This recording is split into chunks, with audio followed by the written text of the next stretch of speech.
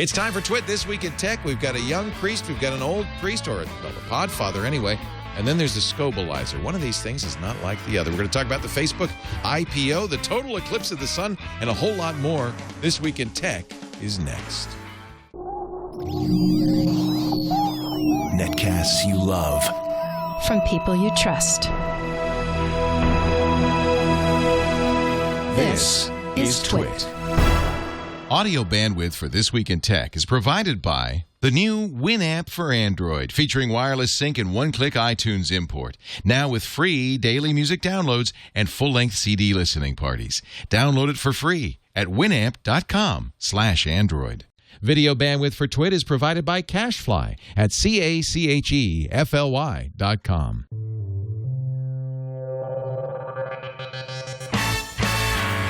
This is TWiT, This Week in Tech, episode 354, recorded May 20th, 2012. Adam's got a gun. This Week in Tech is brought to you by Stamps.com. Use Stamps.com to buy and print real U.S. postage the instant you need it right from your desk. For my special offer, visit Stamps.com, click the radio microphone, and use the offer code TWiT. And by GoToMeeting with HD Faces from Citrix. All you need is a webcam and a click to turn your online meeting into a high-definition video conference. Meet with colleagues anywhere in the world, even from an iPad. Try it free for 30 days at GoToMeeting.com. Click the Try It Free button, and the offer code is TWiT. And by Audible.com. Sign up for the Platinum Plan and get 2 free books. Visit Audible.com/TWiT2. And don't forget to follow Audible on Twitter. User ID Audible_com. And by FreshBooks, the easy online invoicing service for small business that saves time and gets you paid faster.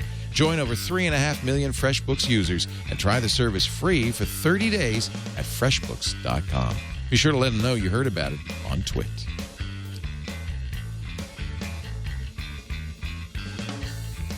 It's time for TWiT This Week in Tech, the show that covers your technology news of the week. We analyze it. We don't bring you new news. We talk about what everybody's talking about. It's kind of the water cooler of tech news. And joining us, and I'll start on my right, your left, Mr. Robert Ballecer, Padre SJ in our chat room from the techstop.net. It's great to have you back, Robert. It's great to be back. I love being in California. I was just down south in Mexico and Brazil, so it's a nice change. You're glad to be home? I'm so glad to be home. Robert is an IT professional. He does podcasts at the techstop.net, but also you work in IT. I do. Are you employed by the church in IT? Yes and no. I don't actually have employment per se. I have missions. They send me off to do things. But all IT related? Yes. Okay. Mostly. Yes. Although we were talking about going to Antarctica because there's a chapel, Catholic chapel in Antarctica that you could go and become the parish priest. The Chapel of the Snows. Wow, that would be cool. Yeah. That would be. You got a place? I'll have an office and I'll set up cameras. Visit? Do you have Absolutely. an extra cot? I'm not really sure. I know it burned down once. Oh, no, dear. It's burned down twice. Oh, dear. But they make it better every time. So I'm hoping it burns down a few more times before I get there, fully upgraded. You don't need air conditioning, but heat, maybe. Well, it's good to have you, Robert. Robert will be the host starting in July of our new IT show. We haven't named it yet, so any suggestions would be welcome. That we'll be talking about enterprise and IT technology. Should be very exciting. Absolutely. Very thrilled. Cool. Also here, the Scobleizer, Robert Scoble of everywhere.com. He's very famous, and he's today wearing the Woven shirt. Well, the Woven guys are in the studio. This is Weaving the Internet of Things. It's a small startup, 4-person startup. Yep. And they're putting sensors in stuff. Yeah, these little sensors that do all sorts of things like measure temperature or water or pressure. You know, Maker Faire is going on in San Mateo this weekend. Yeah, that's why they came to my house last night, and that's why I'm wearing the shirt. I didn't even know they were going to be here, but I saw your post. Cool. This is one of the things about Robert. He does nothing quietly or anonymously. I saw your post about what you said. Well, you should see what we've got set up at the house. I'll find out more about that later. That sounds interesting. Yeah. WOVYN. Also joining us, it's Crackpot, ladies and gentlemen, from the No Agenda podcast, noagendashow.com. Adam Curry in his Austin studio. Adam, we're so glad to have you. Oh, it's good to be here once every 2 years, Leo. I appreciate Well, I'll have you more. It's just Dvorak takes all the oxygen out of him, and, he won't be on with you. No. That's not a good idea. We've never even been seen in the same picture or anything like that, so keep it that way. I have a name for Padre's show, though. What's that? Friar Tech. It's done, and we'll give the Podfather credit. It's done, Friar Tech. I like it. It's at least his nickname. That's fantastic. Adam is, of course, very well known as a podcaster today, but the proto-podcaster. In fact, some called him the Podfather. He did one of the very first podcasts, the Daily Source Code. Is the Daily Source Code dead? It's not dead. It kind of went on hiatus. It's not I daily. did a show 2 weeks ago. Oh, good. I don't watch a lot of television anymore, but I was watching American Idol, and they had they were doing 45 seconds of Queen songs. And I got so frustrated, I got really drunk, and then decided to do a show. And it turned out pretty good, actually. It's changed a lot since its inception. So there'll probably be another one in a week or so.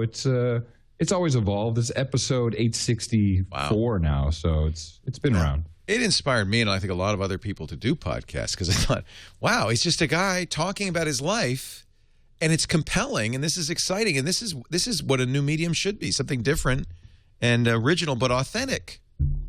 Well, and it's back at you. I mean, we have, different models. I mean, doing different things with both of us, with TWiT, the whole TWiT network, it's all pretty much independent.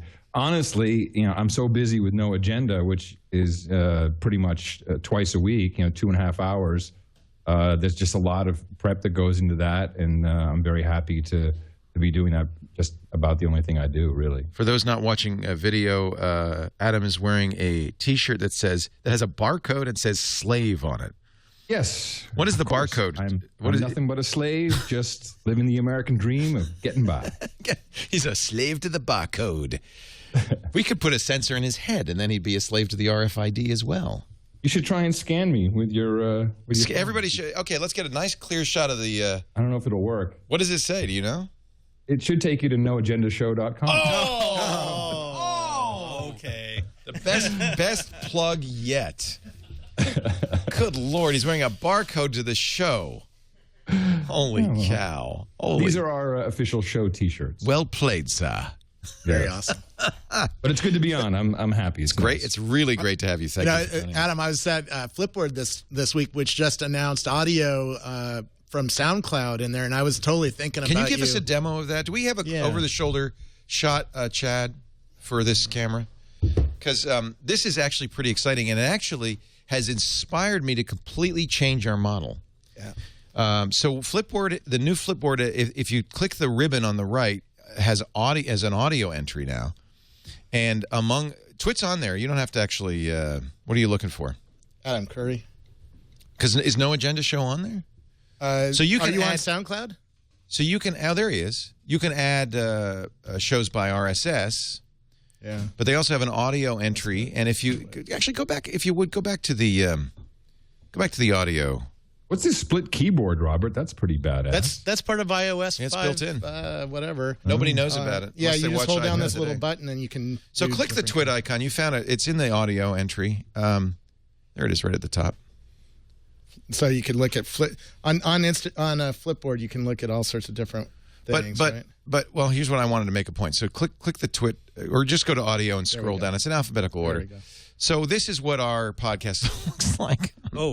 On Flipboard, because it's not a magazine; it's just audio. So you don't have to play it. I think people who are listening.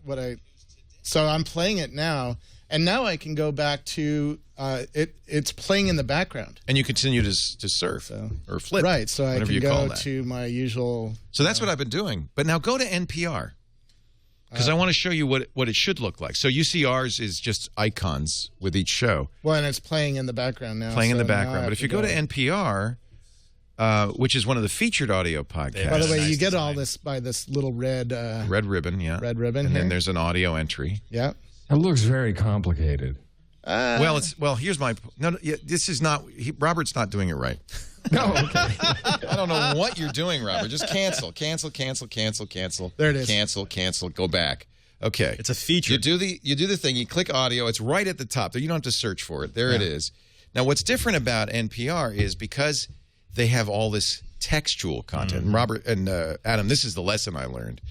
I don't know why I clicked on that one. Nice. But look, there's audio right here that you start listening, right? Yep. And it's a web page. It's a web page, but this is the point, is that this is, I think, the future of audio and probably here's the video. question, Leo. Can you tie an RSS feed with podcasts and connect it to like show notes or something and have that? Well, that's what I have to experience come investigate, because as you see, if you scroll down, I mean, most of these guys have little magazines, but if you don't, this is what you're going to get. You're going to get what I do and what others do, which is just basically icons that show you shows. And in our case, since every show has the same album art, it's a very boring visual presentation. So don't you guys have different album art each time? No. No, it's too complicated. Oh man, we do album art every single episode. I know, yeah. But even then, all I would get is what I see here, which is different album art each time. But it's still not very compelling. And I think that this is the message: is that what's going to happen is you're the podfather, and both of us were early on in podcasting. It was a great thing, but just too hard for normal people. I mean, we've hit a ceiling with normal people subscribing and listening to podcasts. It has to somehow be more integrated into your normal life. Yeah. Well, the genesis of podcasting goes back to the days when we had broadband, but it was always on, and it wasn't very fast. You couldn't click something and have it play immediately. Right. So that's why the subscription model made a lot of sense. And these days, I mean, you go in the car, even on 3G, you can just click something and it starts playing. And I think that now, of course, Flipboard's done this very nicely, but it's not going to be the only way to do it. But I think Flipboard points the way to the future of multimedia content, which is, you're right, we're online everywhere. Yeah. We have high speed everywhere. So everything, it needs to be kind of an on-off switch where you say, oh, yeah, I want to start listening right now. But as like a radio, you know, it's a radio. Sucks as a radio. It doesn't look. That's not handy. Yeah. Well, what do you want? Buttons? 5 buttons in front? I mean, in with an 8-track. In Facebook, it shows the same thing. My SoundCloud channel, and people can just click on it. You've been using Spreaker lately, which is kind of an interesting iPhone app. Although last night I just used the SoundCloud app because I go wanted directly to play to with SoundCloud. that. And I've been using Audio Boo, which is very similar. Audio Boo makes an RSS feed that it becomes an iTunes feed. So it's easy to make podcasts. Look at Google Hangouts now. Yep. If you have a Google account, Google Plus account, and you do a Hangout, and you use Google Live, it's automatically a YouTube download. People can watch live. You're broadcasting. You're a television broadcaster. I mean, this has really changed since you started at MTV 20 years ago. Yeah. Yeah. Well, back then, Leo, as you remember, even the advertisers would be like, "That's not television. It's cable. What is that? That's disgusting. No one wants that. That's not going to be anything. That's lame." That's why I miss tell that to Mentos. The relationship that TWiT used to have with Mediafly. Skittles. Because they used to put you in front of everything. I mean, they got your Roku app, and they would put you on TVs and in the Xbox.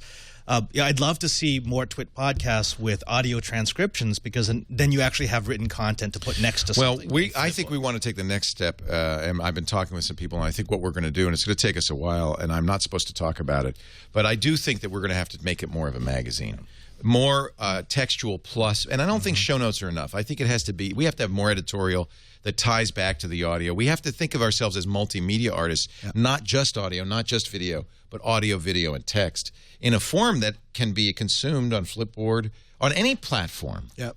That's really hard. I mean, Leo, we do show notes, and it's hundreds of links for every episode we do. But for you, with this type of format, you literally need someone. We have to build an editorial transcribing staff. along and collecting links and then publishing it. It's a lot of work. It's another person, basically. And Flipboard is trying to do that by taking your tweet and making it a laid-out magazine. I mean, this whole thing was created by one tweet. Right. This is Robert's Twitter feed. So, in effect, it pulls the links that you link to and makes articles out of them. Right. I think that the key is to start thinking of yourself as a multimedia creator, not an audio guy or video guy or a text guy, but a multimedia creator. Yeah. And we need to, as a network, be a multimedia network, not an audio or video network, but a multimedia network. And that does mean it means expense, because you have to hire staff. It means editorial. Yeah. Roku, we're very close now to this Roku streaming stick. And this is very interesting. Have you seen this? We saw it at CES. This is a USB. It's a little bigger than the thumb drive that you plug into. You need a special kind of HDMI port, which are increasingly available, called an MHL port. I have one on my new AV receiver. I plug that Roku into the USB port. That's a Roku box. Yep. And so that is very awesome. I mean, I have a the old $79 version of Roku, but I can't live without it. No. I love it. So imagine that instead of, and I see Samsung and LG and everybody building smart apps on their TV and they're crap. Yep. Because these people have no experience with user interface. Not only that, I just don't believe in poking at a TV that's across the room. This is going to be my control So you surface. think the iPad with AirPlay might become the way you start consuming or content something on a like big that, screen? you know? It's An a Android very tablet interesting with world. DLNA or something. And so as a content creator, and all of us are content creators, we have to start thinking about how our users consume us and what's the best way to reach them, right? Isn't that our job? Yep. How do we reach them? Yep. Fascinating times. So the new model is the old model. And the old is the new, and what's new is old, and I need my clipboard, so could somebody go get it for me, because this would be a good time for a commercial, but I have no idea what to Freedom say. is slavery. I think that's from Ecclesiastes. For everything, there is a purpose. Up is down. and a time for every commercial under heaven. It's time to take a break. We're going to come back. I do want to talk about the Facebook IPO. That's the reason we've gathered you all together today, because... And the Zuck got married. I guess Priscilla Chan, who's been dating since before Facebook, since a freshman in Harvard, Priscilla finally said, "Oh, you're worth $19 billion? I'll marry you." No problem, Mark. What did they wait? They waited to the day after the IPO. How about this? Oh, man, we got to do something to distract from that failed IPO. Zuckerberg, don't you have something you can get married to? How do you make some headlines? I want a failed IPO that's worth $105 billion. Let's talk. That's the headline already, Zuck. It's going to be Zuckerberg changes his status to married. It's an interesting question. Is it a failed IPO? We'll talk about it in just a second. The Facebook IPO, and here it is, the lovely vision of Mark, the $19 billion man, and his new bride, Priscilla Chan. They got married yesterday in a surprise. They invited people to the wedding and said it was what was it? It was like her graduation party. Yep. And then instead she shows up in white. She's graduating from spinsterhood. We're going to take a break. Come back with more. Adam Curry. Actually, it's the Podfather, the Godfather, and the Scobleizer. Doesn't quite fit. One of these things is not like the other. And who am I? Just your local friendly neighborhood announcer to tell you about Stamps.com. Stamps.com! Okay. I'm not going to say that going to the post office is a bad experience. I'm just going to say that maybe it's something you can live without.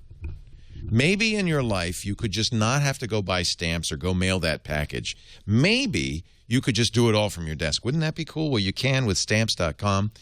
Use your computer, your printer. You don't need a postage meter. You don't need special inks. You just need Stamps.com, Mac or PC. They even will send you this USB scale. You throw the letter or the package on there, exactly the right postage. It looks professional. You can print right on the envelope if you want. You don't have to. You can have envelopes. You can have labels. You can print on postcards. Always the right postage. You never run out. You don't have to charge. You remember the days when people go to the post office to charge up their postage meter? Is that crazy? We don't have to do it anymore, thanks to the internet and Stamps.com. So I want you to try it. We have a no-risk trial. If you go to Stamps.com, you'll see on the front the $80. You might say, well, $80 no-risk trial, that's a good deal, no stop. Up in the right-hand corner, there's a radio microphone, one of those classic old 50s microphones. Click that, and then enter the offer code TWiT, T-W-I-T, and press go. And that will get, whoa, $80 just turned to a $110 bonus offer. $55 in postage coupons. A free digital scale, you just pay shipping and handling. That's worth $50 by itself. A $5 supply kit, a 4-week trial, all for using the offer code TWiT. This way you could see if Stamps.com is right for you. If you're an Amazon or eBay seller, you're going to love this. It prints out everything you need directly from those websites. So you don't have to type in an address, a name, or anything, and then the postage and everything. If you're an international mailer, every time I mail internationally, I bet Adam does that sometimes too. It's a real pain because you have to get the international money order and you have to get the special form. This will do the whole thing for you. And then the mail carrier comes and gets it and you don't have to get up out of your seat. Never fill out another post office form by hand again. Use Stamps.com. $110 offer when you visit Stamps.com and use our offer code TWiT. You're going to love it. That is an old picture of me. That's not a good look. So, really interesting to hear you say a Facebook failed IPO, Adam, and I'm not sure I disagree with you. The underwriters decided to set the price before the IPO yesterday morning at $38. That was the price that if you were an insider, like you were a big trader with your brokerage, you could say, hey, cut me some of that Facebook stock. And, you know, it's the biggest tech IPO in history. It wouldn't be unreasonable to think it's going to, what they call pop, which is come out at $38 but end up at $100 or $50 or whatever. And then even if you just wanted to sell at the end of the day, you'd make pretty good money. So I took my company public in 96. Oh, you've done this? Yeah, I have. And that was a huge IPO, a big raise, $15 million. It was amazingly large. Was this Metaverse? No, this was Think New Ideas. Oh, okay. And which we later sold successfully to another public listed company like 2 months before the bubble burst. Yeah, you were in the bubble. You were in the bubble. Well, 96 was a little bit before it, and you know we were making money, which was good. We had clients, but it was back in the day when we'll build Reebok's website for $100,000. I mean, yeah, and then $10,000 a month maintenance. Yeah. So this is we saw the writing on the wall eventually, but I went through the process of taking a company public, and what it really comes down to is pricing the night before.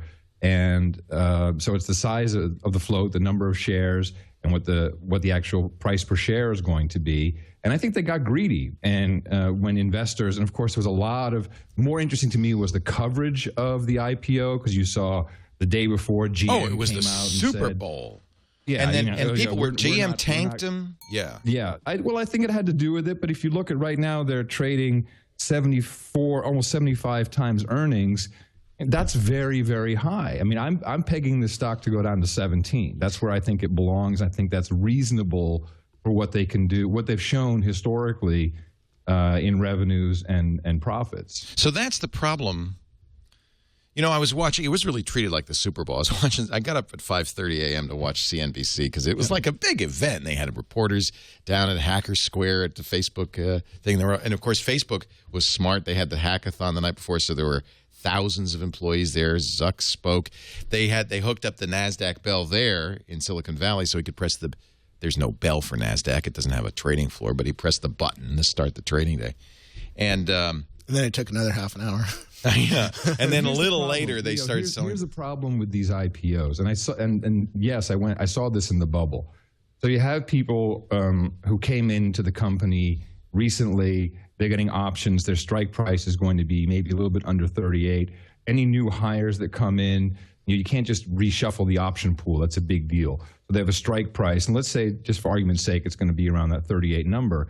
So now people are going to be very worried, like, oh, either I have stock or I'm in lockup for 6 months. I can't sell anything. So on paper, I may look like I have $1 million.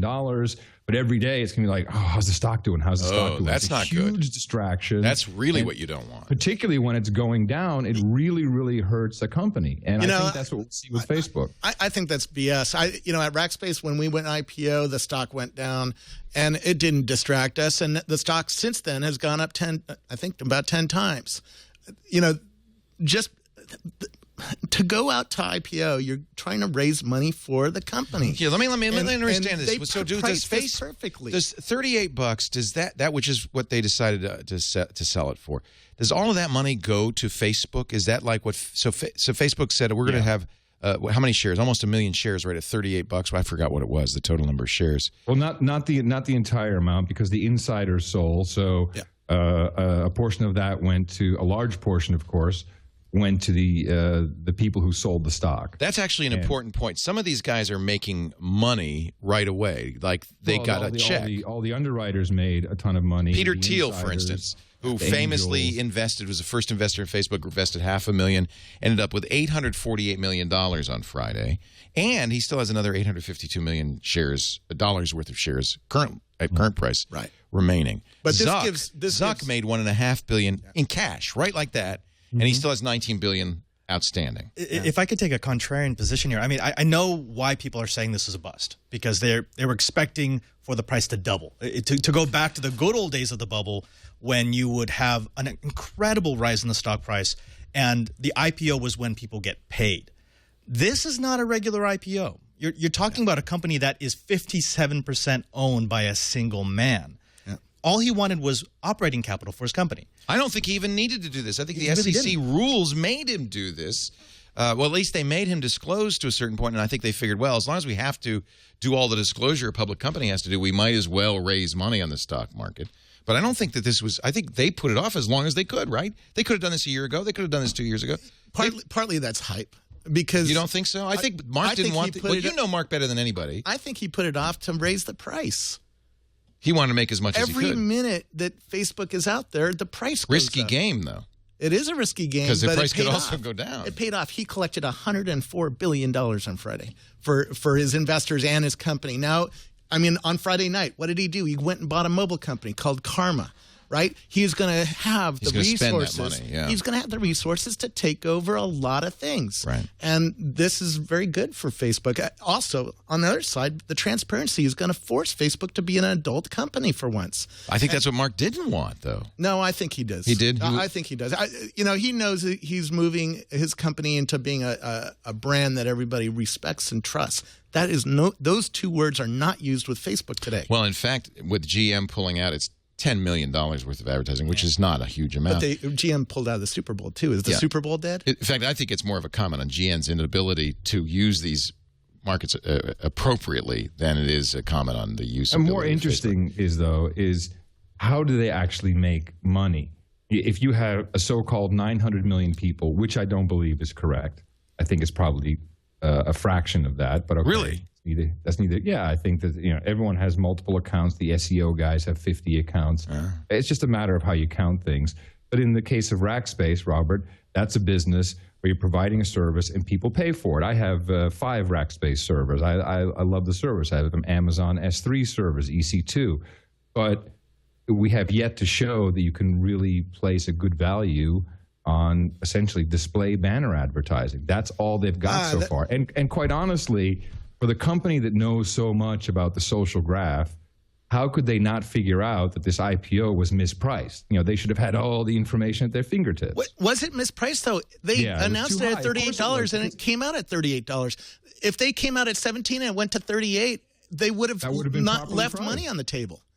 The purpose of doing an IPO is to raise money for your investors in your company. You can't disagree, Adam. They raised the most money that they possibly could have raised, right? But it kept hitting 38 because the underwriters were buying stock like crazy to keep it above. They kept it at 38. Level. You think? Okay, on Monday it'll go down, and so because they can't do that forever. But they took the most amount of money off the table that they possibly could. There should have been a 37 or 35, maybe, but. It's 120 to price to earnings ratio is 122. This is not a normal IPO.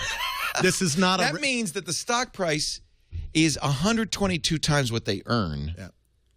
That's crazy. And one of the reasons, and now I'm watching CNBC and Jim Cramer, who was actually great on this, and I was surprised because seems like he's kind of crazy, but he was great on it. He said, well, what you can't account for is what's going to happen with the retail sales. The institutional investors pushed back about this price, but there was some concern that everybody who loves all the kids who love Facebook would just say, well, I don't know anything about the stock market or price to earnings, but I'm going to buy Facebook. It's a good, and would buy it. And that's what the thought was, that this would pop, that it would go up to $50 because, and you know what? The kids or whoever did not fall for this. Somebody looked at the price to earnings somebody fell and for said it's too high. Well, somebody it came fell back for it. It still is It went up valued to at $144 billion right now. It went up to 45. This is the largest IPO of history. It's not even GM when they went out with their recent IPO. Is raised $30 Facebook billion. worth more than Citigroup? Yes. It's worth more than these other Yes. companies? Really? All right. Yes. We look at Facebook all day long. We're addicted to it, and we're going to get more addicted to it. But I think, And how often do you click on an ad, Robert? I click on a lot of ads, but I'm playing around with it. The ads that are going to come are going to be on mobile. He's making $0 on mobile right now, and I can see a lot. And by the way, somebody More said than I half? bought a lot of stock. I don't own any stock in this company. we should or say any right now, tech company. who owns Facebook stock here? I don't own any. I don't. I can't afford it. Okay. Yeah. So just so you know, we don't buy tech. I don't buy tech I might stock. buy Nobody this here buys summer. tech stock. The time really to buy for normal people to buy Facebook is right after the Google I/O conference, because that's going to be where it either gets slammed because Google's going to announce something, or it's going to start rising or do whatever. But at that point, then that's where. But how do you answer Adam's criticism that Facebook's revenue right now is banner ads, display ads, which don't work? He's absolutely right. But that's part of the story, right? I mean, that's why he drunk needs this people capital. click on ads, so if they can get more drunk people in I don't think it's Facebook. about clicking on ads, So, anyways. so when people are investing in Facebook, there's a presumption that wait. Zuck is. This is the fundamentals of this company are going to be good because Zuck is smart and he's going to figure out mobile. Coca-Cola owns a sign in downtown San Francisco that costs, I don't know, $200,000 a month, something like But that. they're They've selling had it- sugar water. No, but why do they do that? Is it because you go up to the sign and click on it? No, it's there on the side and it reminds you that Coca-Cola exists. This is why advertising is done. This is why Stamps.com bought an ad on your show to remind people that they exist. I mean, one of the It's things that not, we keep it's forgetting not all is- about clicks. Hold on a second. This is not a Leo's regular IPO. Stamps.com is not necessarily branding. Part of it's branding, but it's also per inquiry. So there's a call to action. You need to either put in a code. All the ads work that way. I think the only brand advertiser is Ford, possibly, and they're making a connection with a tech-savvy audience. It's not exactly the same. And again, Coca-Cola sells an actual product. People take money out of their pocket and hand it to the company. Yeah. This is the difference. I mean, we've been through this. We've seen this. The banner advertising, it's marginal. And how do you grow if you really have 900 million people? How do you scale? How much bigger can you go? All of a sudden, you're going to make five times as much from each person? I just don't see because they're making zero on mobile, and there's hundreds of millions of people who only use Facebook on mobile. You know, all they have to make is a couple of bucks per user. Maybe it's not 900. Maybe it's not 900 million, as you say, Adam. Maybe it's, let's say, what would you stipulate? 100 million? 150 million. 150 is what million. I'd say. So all they have to do is make $10 per person per year to justify their stock price. Yeah. Can you make $10 per person per year? You can with the money that you just raised in the IPO. I mean, again, You mean spending that money, acquisitions? Spending that money in acquisitions and in development. I mean, one of the things that we keep forgetting is this is not a regular IPO. If this had been another LinkedIn, or if this had been another Groupon, absolutely, this was a bust. But this was a man who, by all means, has done very well for his company. Getting money for him to be able to invest in his money so he can leverage those 900 million users. So you're not buying stock at Facebook. You're buying stock at Mark Zuckerberg. Right. Well, right now it's irrational. I totally agree with Adam that the price is completely crazy right now. And it's crazy because we all use Facebook all day long. We buy brands, we buy stock. Adam, that we admit use. that you're an outlier. Yeah, possibly. But I do have an account. I only use it to see what my daughter's doing and to terrorize her friends. I love doing that. That's a lot of fun, terrorizing my daughter's friends. That's a good reason to have a people are saying, no, we don't. Okay, I just was recently at Disney World, and I walked around, and I looked at what people were doing on their phones. 70% were on Facebook. Yeah. Walking around people Disney clearly World. use Facebook. There's no question about that. I think when you buy Facebook, the internet. No, but There's a difference. I think people use Facebook Google. is a Google's bug of making the money. network. Google's a valuable stock. It's at $600. I don't think the PDE is the same. But so the question is, can Mark figure out a way? I think you're betting that Mark will make some magic and figure out a way to make money on mobile. And I don't think it's too. You don't have to think too hard to think of a way or many ways he could make money on mobile. And here's how. I'm looking at Flipboard. I'm looking at a GigaOM article in Flipboard, and when I page through this. Whoa, there's a Polycom ad, a full-page ad. And that goes, by the way, not to Flipboard, but to GigaOM, right? Yes. That's a GigaOM Well, ad. GigaOM is sharing a revenue with Flipboard, right? And then you turn the page and you're back to GigaOM. That ad work? You know what? I'll be honest. I just skip it real quick. But these are ads like Wired Magazine has. And I don't think those work. I think those don't work either. They work enough for people to keep doing them and have been doing them for years. Right? Okay. I think we can agree. The stock price was too high, except not for Facebook, but for investors. Facebook was just right because they made a lot of money. The question is next week, what's the stock price? What's your target price, Adam, for Facebook in a week, in a month, in a year? Okay, I can give you the 5-month and 5-year scenario. Good. 5 months, the stock is at 17. 5 years, we're not talking about Facebook anymore. It's something else. It's not a long-term hold. No. You're a short on Facebook. We've seen this movie. Look at what has AOL become. Now it's a giant Xerox machine run by Arianna Huffington. I mean, we've seen GeoCities. I think you're nuts. MySpace. Adam, exactly right. By the way, what a great characterization of AOL. Adam, is it true or what? That's exactly right. I think Adam is correct on one of the predictions, which is short term. I see it going down. long term, he is going to turn on mobile revenue, and for the next 5 quarters, he is going to beat his numbers, and that is going to cause the stock to have lift. Target this price. is what happens. This is what happens. And by the way, this is Zuckerberg's brilliance. Zuckerberg knew we were all going to buy this stock coming out of the gate. So he Sandbagged us. He sandbagged us. He kept this revenue off the table until after the IPO. He's been hiding his revenue. He's been hiding the mobile revenue. He's been slow playing his hand. You watch, by the end of summer... You're saying he's got 5 aces. I think he's going to turn on this style of mobile advertising over the next couple of months. And he's probably going to turn it on right during the Google I.O. conference. Because Google is going to come out with a bunch of stuff timing. for Google Plus, right? Slap him around and announce a whole bunch of new things and announce a new open graph Do you know style something we don't know, or is this I keep hearing speculation? rumors. You It's hear a little rumors. bit of speculation, but a little bit of informed... Adams, that sounds right. I mean, everybody would agree that Zuck is a sly devil, right? Well, I think he built a really great service, and thank you, love. That's perfect timing. Did she bring you another There's the fine Jack beverage? Daniels. Thank you. I needed that right about now. This is what I always loved about daily source code, by the way. People, Wait until 30 minutes from now. No, he built something great, but it's not part of the network, and with the network I mean the internet. I do not believe in the advertising banner click model. I think, if you turn it on mobile, sure, people will misclick. Oh, sorry, I didn't mean to do that. Well, I clicked on it anyway. I just don't see the model as something that really works anymore. I think it's the only way you can make money with banner advertising, which is essentially what they do. I've looked at all the presentations. I follow it. I'm very interested. Is high volume of lots of people. Some of them will be drunk. Some will make a mistake. Some of them will be interested, no doubt about it. But early on, brands were all sold on this, how many likes a brand had. And advertisers are very, very smart. Agencies, not so. Agencies will sell a bunch of crap to the advertiser. But the advertiser, at the end of the day, go, hey, did it man, make us money or not? They're going. It's not making return any on money. investments. Very simple. Yeah. So are you saying that the free and open internet will return? Yes. Oh, yeah. Well, this is the pendulum that always swings back and forth.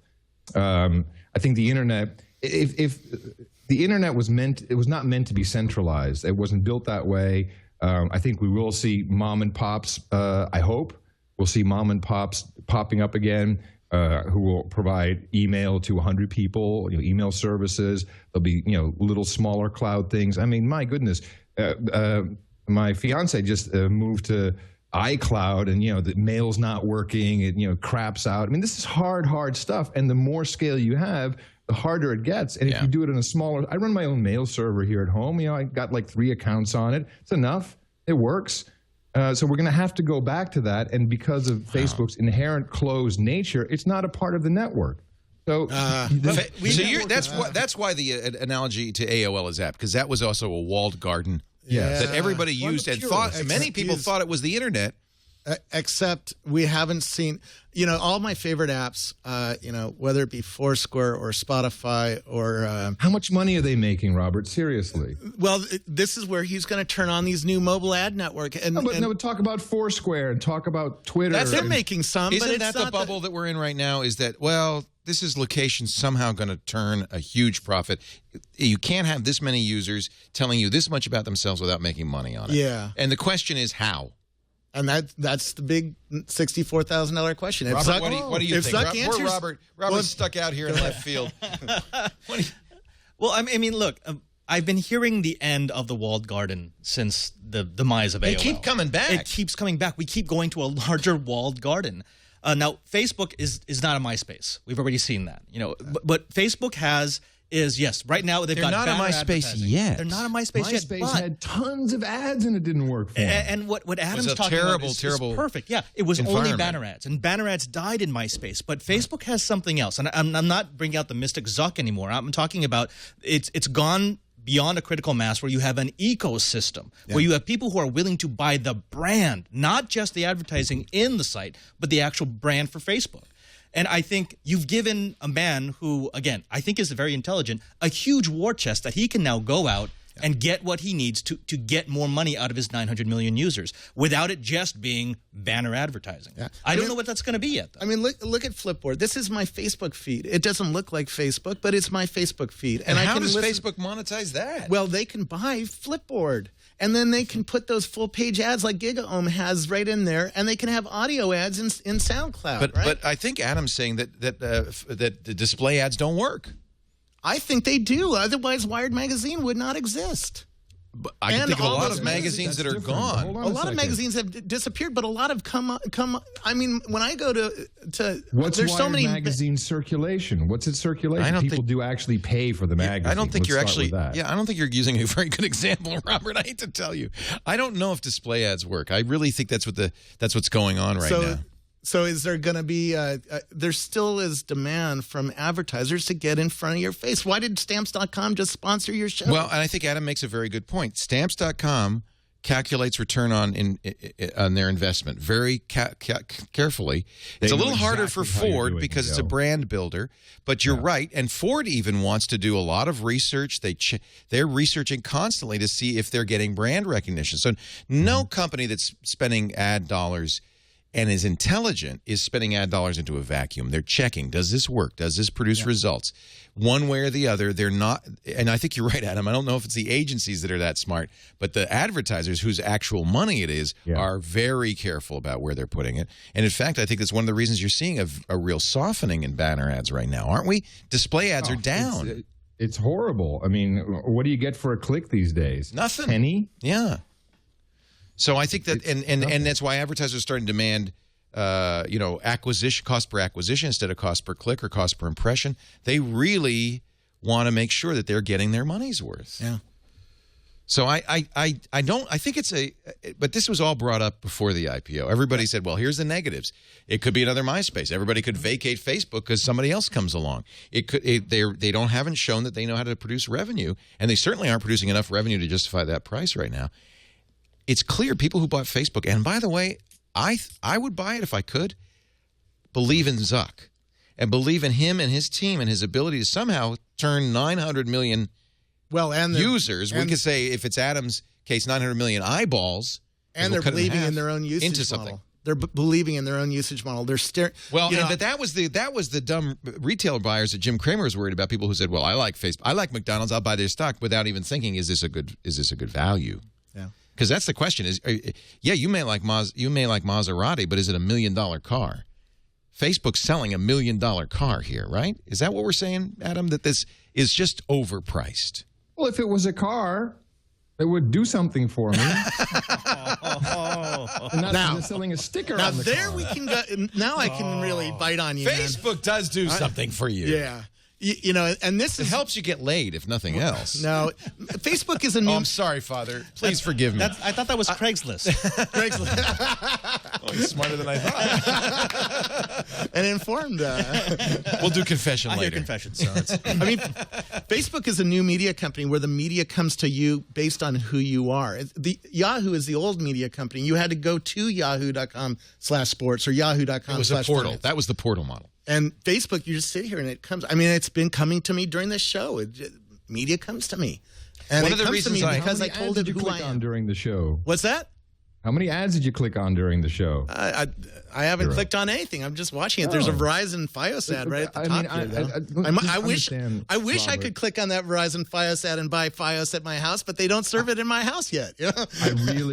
I like the idea that people are using Facebook.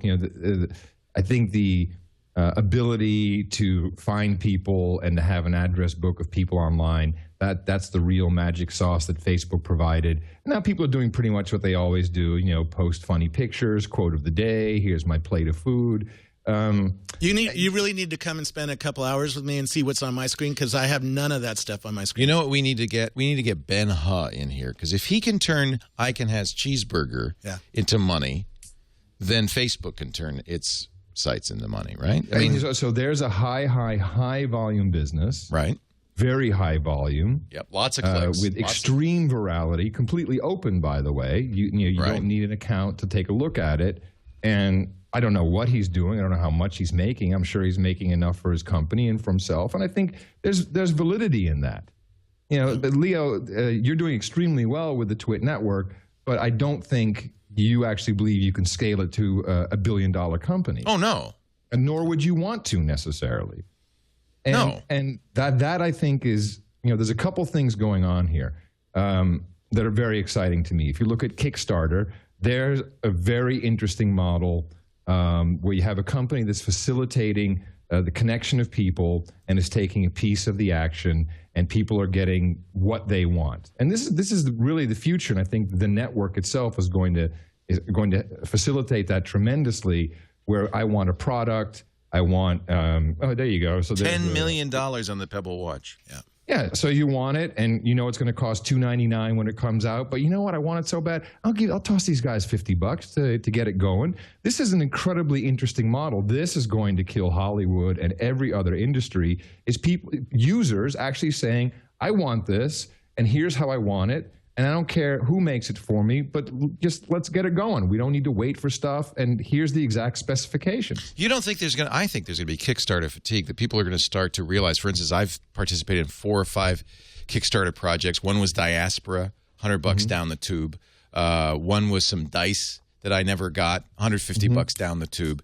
Yeah. Don't you think that there's going to be Kickstarter fatigue, that as inevitably many of these projects are not going to produce a product that's worth anything? Who knows if that Pebble Watch that I spent $125 on is going to work, is going to be any good? I think we're in a bubble, a Kickstarter bubble. I cannot imagine this is going to continue. I'm just waiting for the first really bad case. There's going to be a horrible example. Somebody takes $10 million and goes to Bermuda. Woven's on Kickstarter, right? So they're trying to raise money, yeah.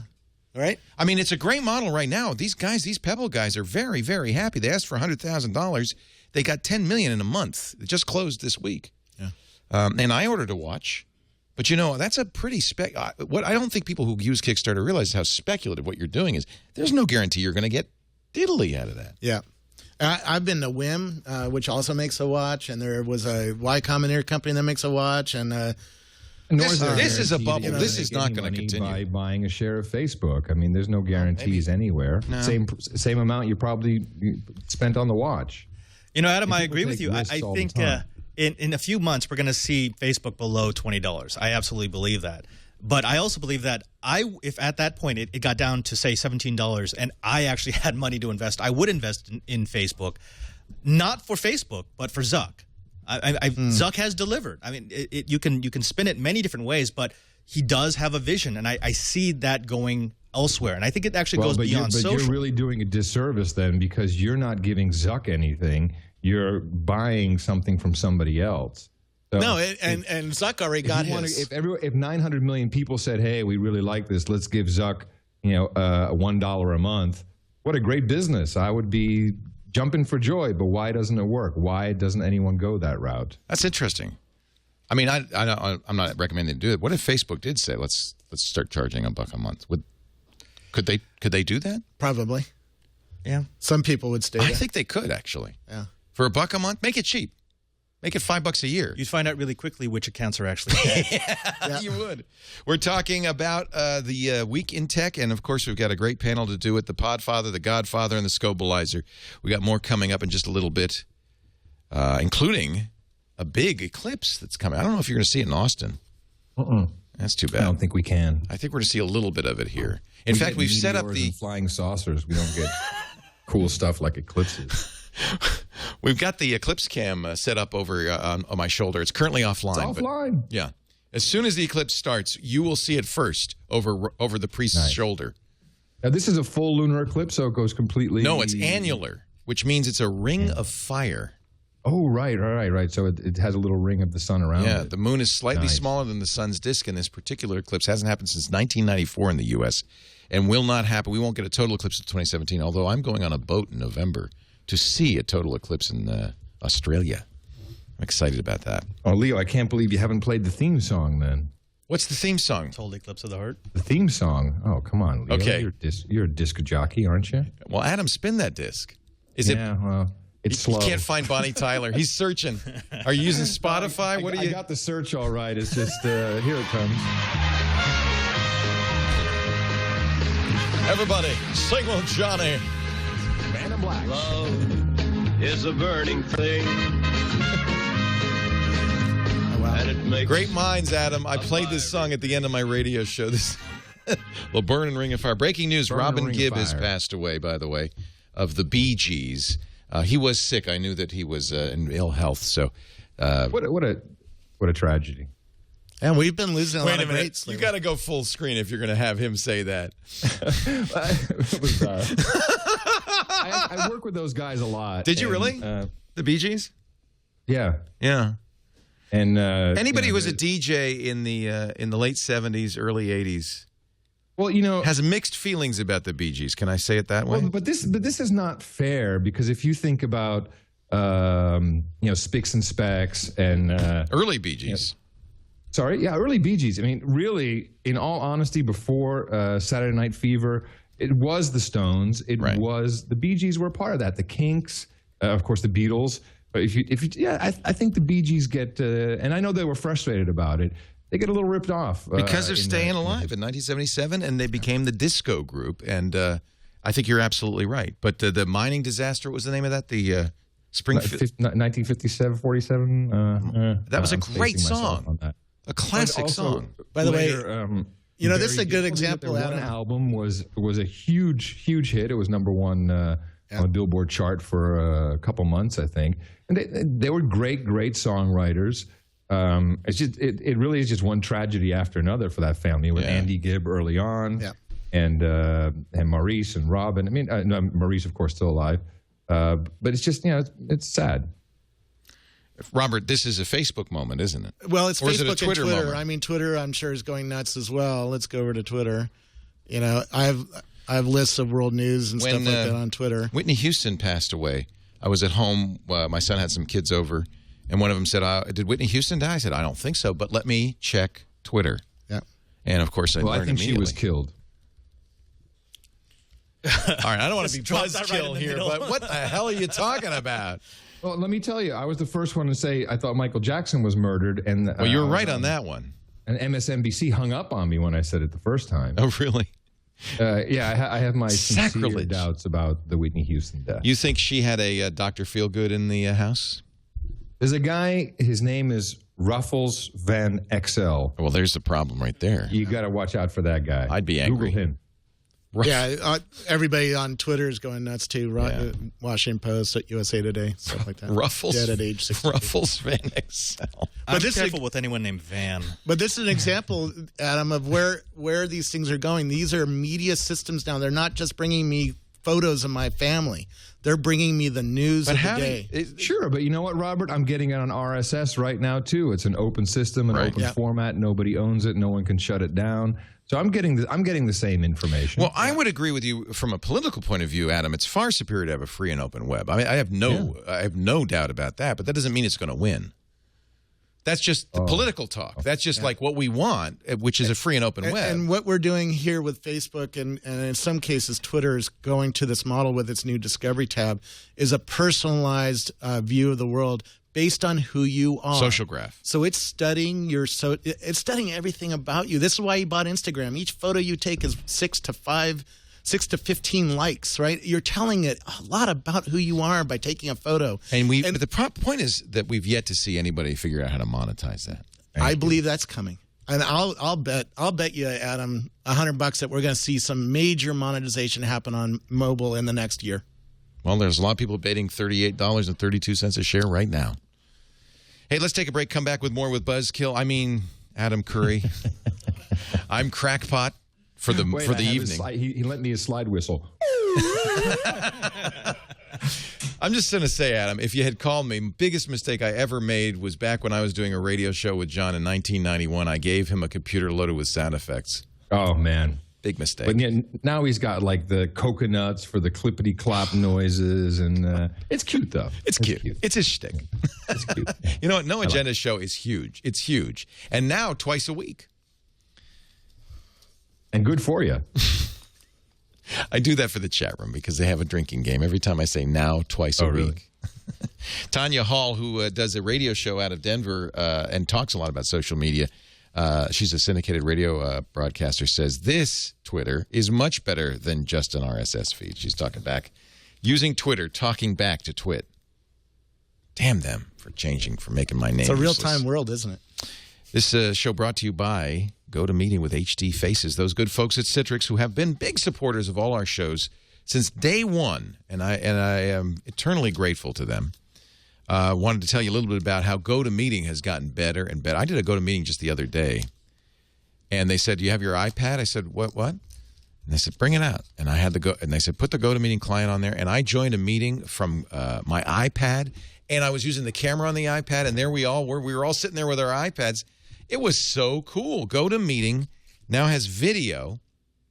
They call it HD Faces, and it works not only on a Mac and a PC, but now with an iPad as well. You can attend the meeting, the audio and screen sharing portion on the iPhone, but you can get the video on the iPad too. And by the way, you don't need to use a conference call bridge anymore, or phone at all. It all comes right through your iPad with the microphone and the headphones, and you're in the meeting, and you're talking to people. And you could be out in the backyard by the pool. You could be enjoying yourself. This is a truly huge improvement. And typical of Citrix, they push this out at no cost to you. It's just, we're going to upgrade it. I want you to try GoToMeeting right now. 30 days, absolutely free. Unlimited use, as many meetings as you want, as long as you want. And that's one of the things I like about GoToMeeting. It's flat fee, $49 a month, and you just use it as much as you want, as many times as you want, as long as you want. You don't have to watch the clock or count your meetings. And first month's free. Visit GoToMeeting.com. Click the Try It Free button. The offer code is TWiT.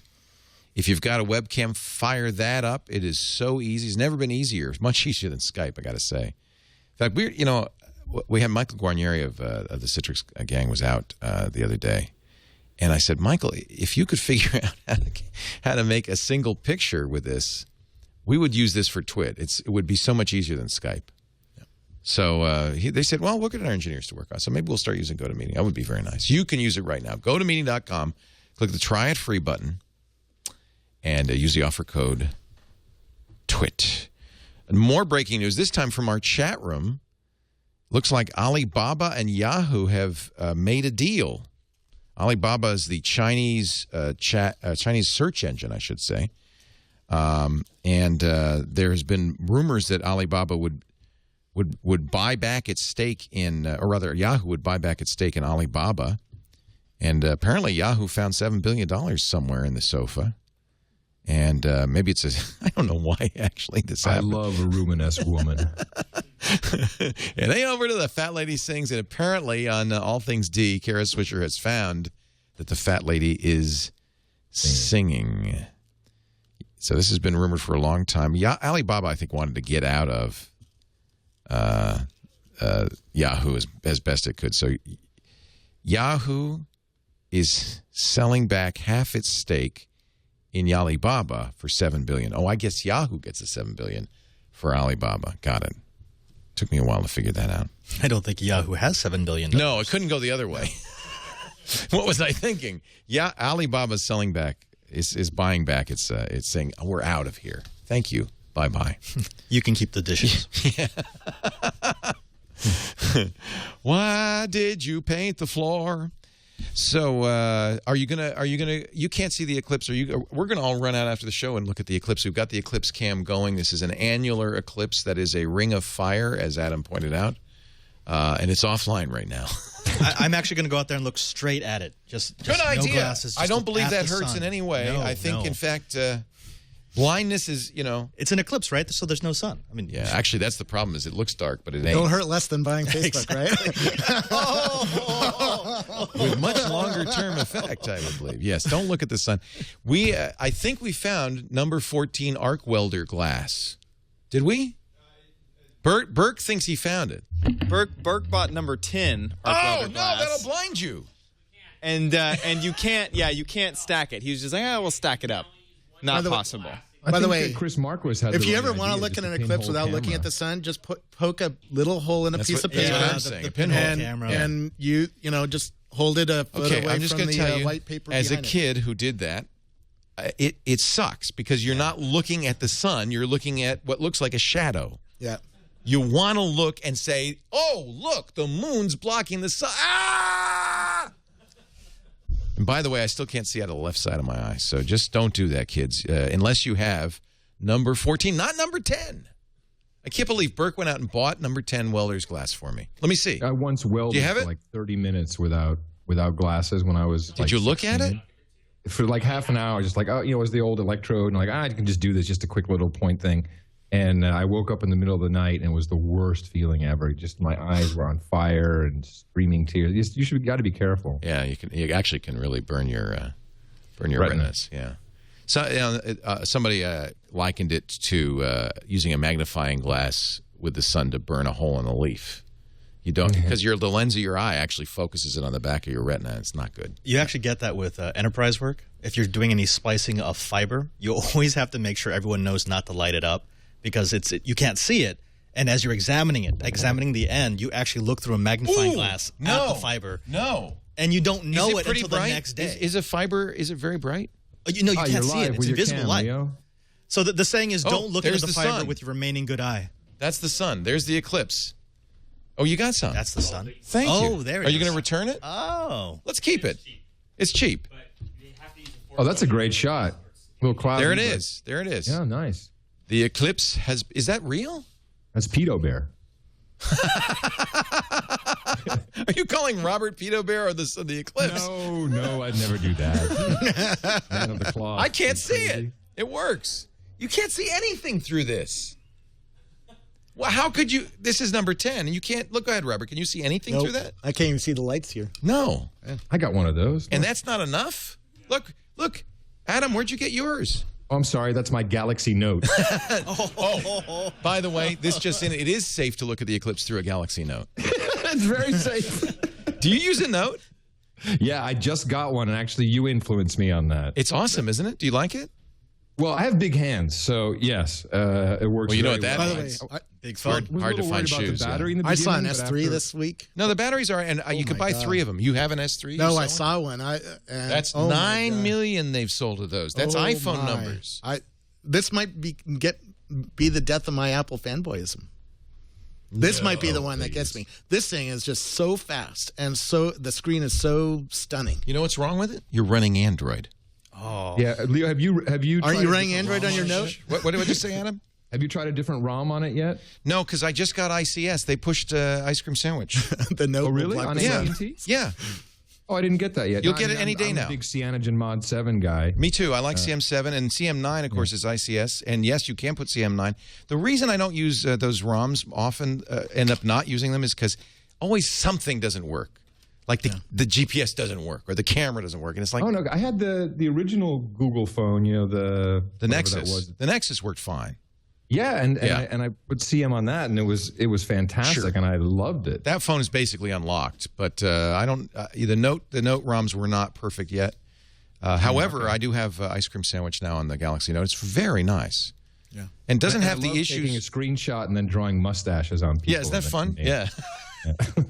That's the extent of it. So I can't believe that this would be unsafe to use, because I can't. I mean, I can. Well, I guess I can see the lights. I can barely see the lights. Barely. Yeah. I think I'm going to use this. Every step up is a doubling of the obscurity. So 2 by number 10 is equal to 1 by number 11. So it's 2 by 11 is logarithmic. equal to 1 by 12. So 14's a lot. How could you even see anything? I'm going to use this. It's going to be fun. We've got 2 interns, right? They could test it. You know what I'm going to do anyway? I'm going to go. Son, no, I won't look. I'll Hey, just choir boys, Padre. Exactly. Well, if you just blink back and forth really quickly, I think you'll be okay. I'm going to try it with this, and I'll let you know tomorrow. Hey, if he comes in with a guide dog, we'll know. Nah, don't mess with it. That's for sure. Yeah. Microsoft, hey, interesting, just launched their social network. What's the Did name we again? start the show by talking about this? This is no, we weren't on there. This is why we need a cricket sound effect. Do you have one, Adam? Microsoft just launched its social network. Crickets. If you see something, say something. If you see something, I got say no something. crickets. I think we should report them for terrorism. Microsoft And on left your a chat. package at the airport called so.cl unattended. The police came, blew it up, and there was nothing inside. so.cl, even the name sucks. What the hell, Microsoft? You couldn't do better? S-O, how do you pronounce that? Sokol? Social? So cool. So something. So silly is So silly. So silly. Oh, perfect. Yes. What is Microsoft thinking? So if you, there's the other fun thing. Here, I'll sign in. It says you want to sign in with Facebook. Yeah, except it doesn't use Facebook very smartly. It should bring my social graph over here and sign everybody up. You know, So it doesn't even do that. Oh, you see, this is the problem. If only you could get your stuff out of Facebook and put it on. That's social, true. Whatever. It's it's true. called. I'm in a walled garden and I like it. Look, here's an ad for Google Plus on Sokol. Go to Don't my eat the apples. screen. Yeah. This is great. They're right at the top of the page. There's an ad for Google Plus. Adam Curry is doing his best to channel Dave Weiner. What does Weiner think of Sokol? Oh, he hates this stuff. He's like Adam. He wants to. I've actually open web. been working with Dave for the past 2 years on some stuff, and I'm pretty influenced. I could tell. I That's love why I this brought it thing. up. Hey, look, I am exactly in your camp. Free and open web, absolutely. I just sometimes despair of the chances that it'll succeed. But if you say that, always going to succeed. I love that. And the open web is different from the network. If the network were controllable, we'd be paying tax already. Trust me. right? If the government could do it, they would. But you can't. Ethernet and TCP/IP, it's magical stuff. You can route around it in so many ways. Can they shut down portions of the web? Yeah, of course. There's all kinds of things that can be done. But can you really, really turn the network off and really remove it? No, I don't think so. God, I hope you're right. Me too. Well, seriously, for all of our sakes, this TWiT wouldn't exist without the free and open web. We ride right on top of it, on RSS, on the fact that we can use a variety of channels to stream to get to you. We need that. The free and open web's not going to be killed by something like Facebook. It's going to be killed by Comcast. Well, that may be. There's an excellent point right there. Leo, people don't need Facebook to enjoy your show. No. You're working around Facebook. I'm working around Facebook. It's not the be-all and end-all. It's not necessary. I never said it was necessary. I just said it was. People nicer. love it. People love it. Yeah, people love porn, too. People love porn. Hey, can nobody lost money investing in porn, No. right? I mean, I'm not. Well, actually, yes. Now they have. The last couple of years. How do you the know open this, web, Robert? I pay attention to trends. I'm so sorry. You're never going to be treated as a normal person. You're probably used to it. I'm so employee. sorry. No, but seriously, Former employee of my first company. there was a huge porn industry enclave in Henderson, Nevada, right outside of Las Vegas. That's right. And it has dried up. Sorry, completely dried up. And there's no one working there anymore. They're not frequenting the restaurants anymore. And they say You know the why? open web has the killed internet. porn Because of piracy. Piracy's killed porn. Right? No. Oh, amateurs have. You killed were saying, porn. Adam, you have an employee. Former employee, a guy who worked for me at my first company in New York. He was an art director. And we've Amateur always kept in porn? touch. Sorry?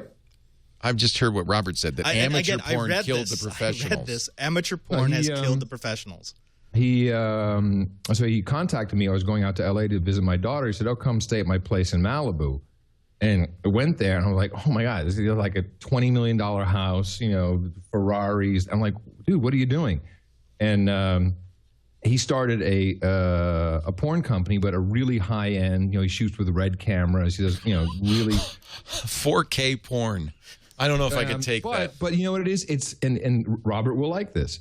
It's not so much about the porn itself. There's a community, the people who pay $19.95 a month. They're extremely involved in the actors and what the girls are doing, and then they'll do chat sessions, and they've really built this huge community of porn.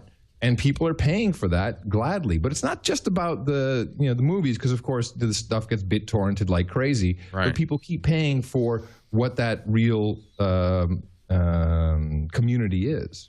Social porn. Well, now I know that 4K has a future. Remember when that was the bellwether? Yeah, it is. It still Everyone is, thought baby. HD DVD was going to win because the porn industry had Yeah, accepted how do you even HD play DVD. back 4K porn? If Facebook, see, this is the conundrum with Facebook. I know lots of webcam girls who get kicked off of Facebook because, they show some side boob or something that's going on, Right. and then their accounts are closed. They can't utilize Facebook.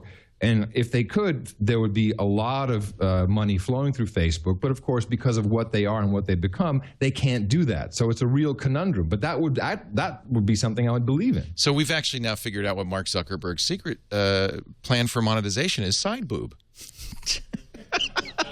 Is that right? It's a special channel. So I'm just Your okay. profile will get deleted. That's a different kind of open graph that I think he's talking about. I'm so sorry, folks. I didn't want to go there. Here's Well, you know a what you get so-called. when you invite me, Leo. No, it's me. It's not you. It's because I'm sitting next to a priest. So there's something about me. I'm a rebel, and as soon as that happens, I go south. So so.cl, Microsoft Social Network. Here's the test. I'm on it right now. This is the everyone feed. How far down do I have to scroll before I see that Robin Gibb passed? That would be a good test, wouldn't it? I don't know. First I'll refresh it so we make sure we have the latest. This is the latest everyone feed. I looked at it this morning, and only Microsoft employees were on it. I'm scrolling down. Hello World. I the want Windows phone. Lumia. There's a picture of the Eclipse. Oh yeah, there's finally There the we go. Eclipse. There we go. The world of music mourns the death of Gibb. It's pretty far down. That's I'm like almost to the bottom of the page. Corey said he just started breaking news up here on Sokol, the guy who started breaking news on Facebook and Well, Twitter. that's telling. Yeah. He's the guy who sold it to CNN for some unknown amount. Boy, I had to scroll pretty far down. This is not yet a lively network. I'm 3/4 of the way down. Large Just breast. past the Here we Windows go. Here it is. Large breast free porn videos. If you followed breaking news on Sokol, you can. So he I has need to the follow BG. them. He has the BG news. But that just, I mean, to me, that shows you that this has a ways to go. It's not a bad interface. It's just why. This looks like Google Plus to me. That's what I said today too. Yeah, exactly. And is Google Plus getting us all hot and bothered? How many people are hot and bothered by Google Plus in the audience? Nobody. No, and that's one funny thing. I mean, people are using Google Plus. There's no doubt about it. They're very devoted, and they will make a lot of noise about how it's great, it's vital, it's exciting. But I think it's a relatively small group, and it's not anybody I know, and that's really what it comes down to. Is anybody you know using it? Is anybody you know using Facebook? Everybody. Yeah. And that's Or most people. That's the network effect.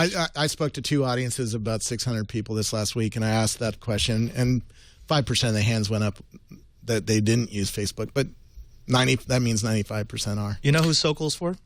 Students. For the millions of people in Asia buying Windows phones. Oh, that could be. Here's the story from CNET. Microsoft quietly launches Sokol social network. Software giants experiment in open search.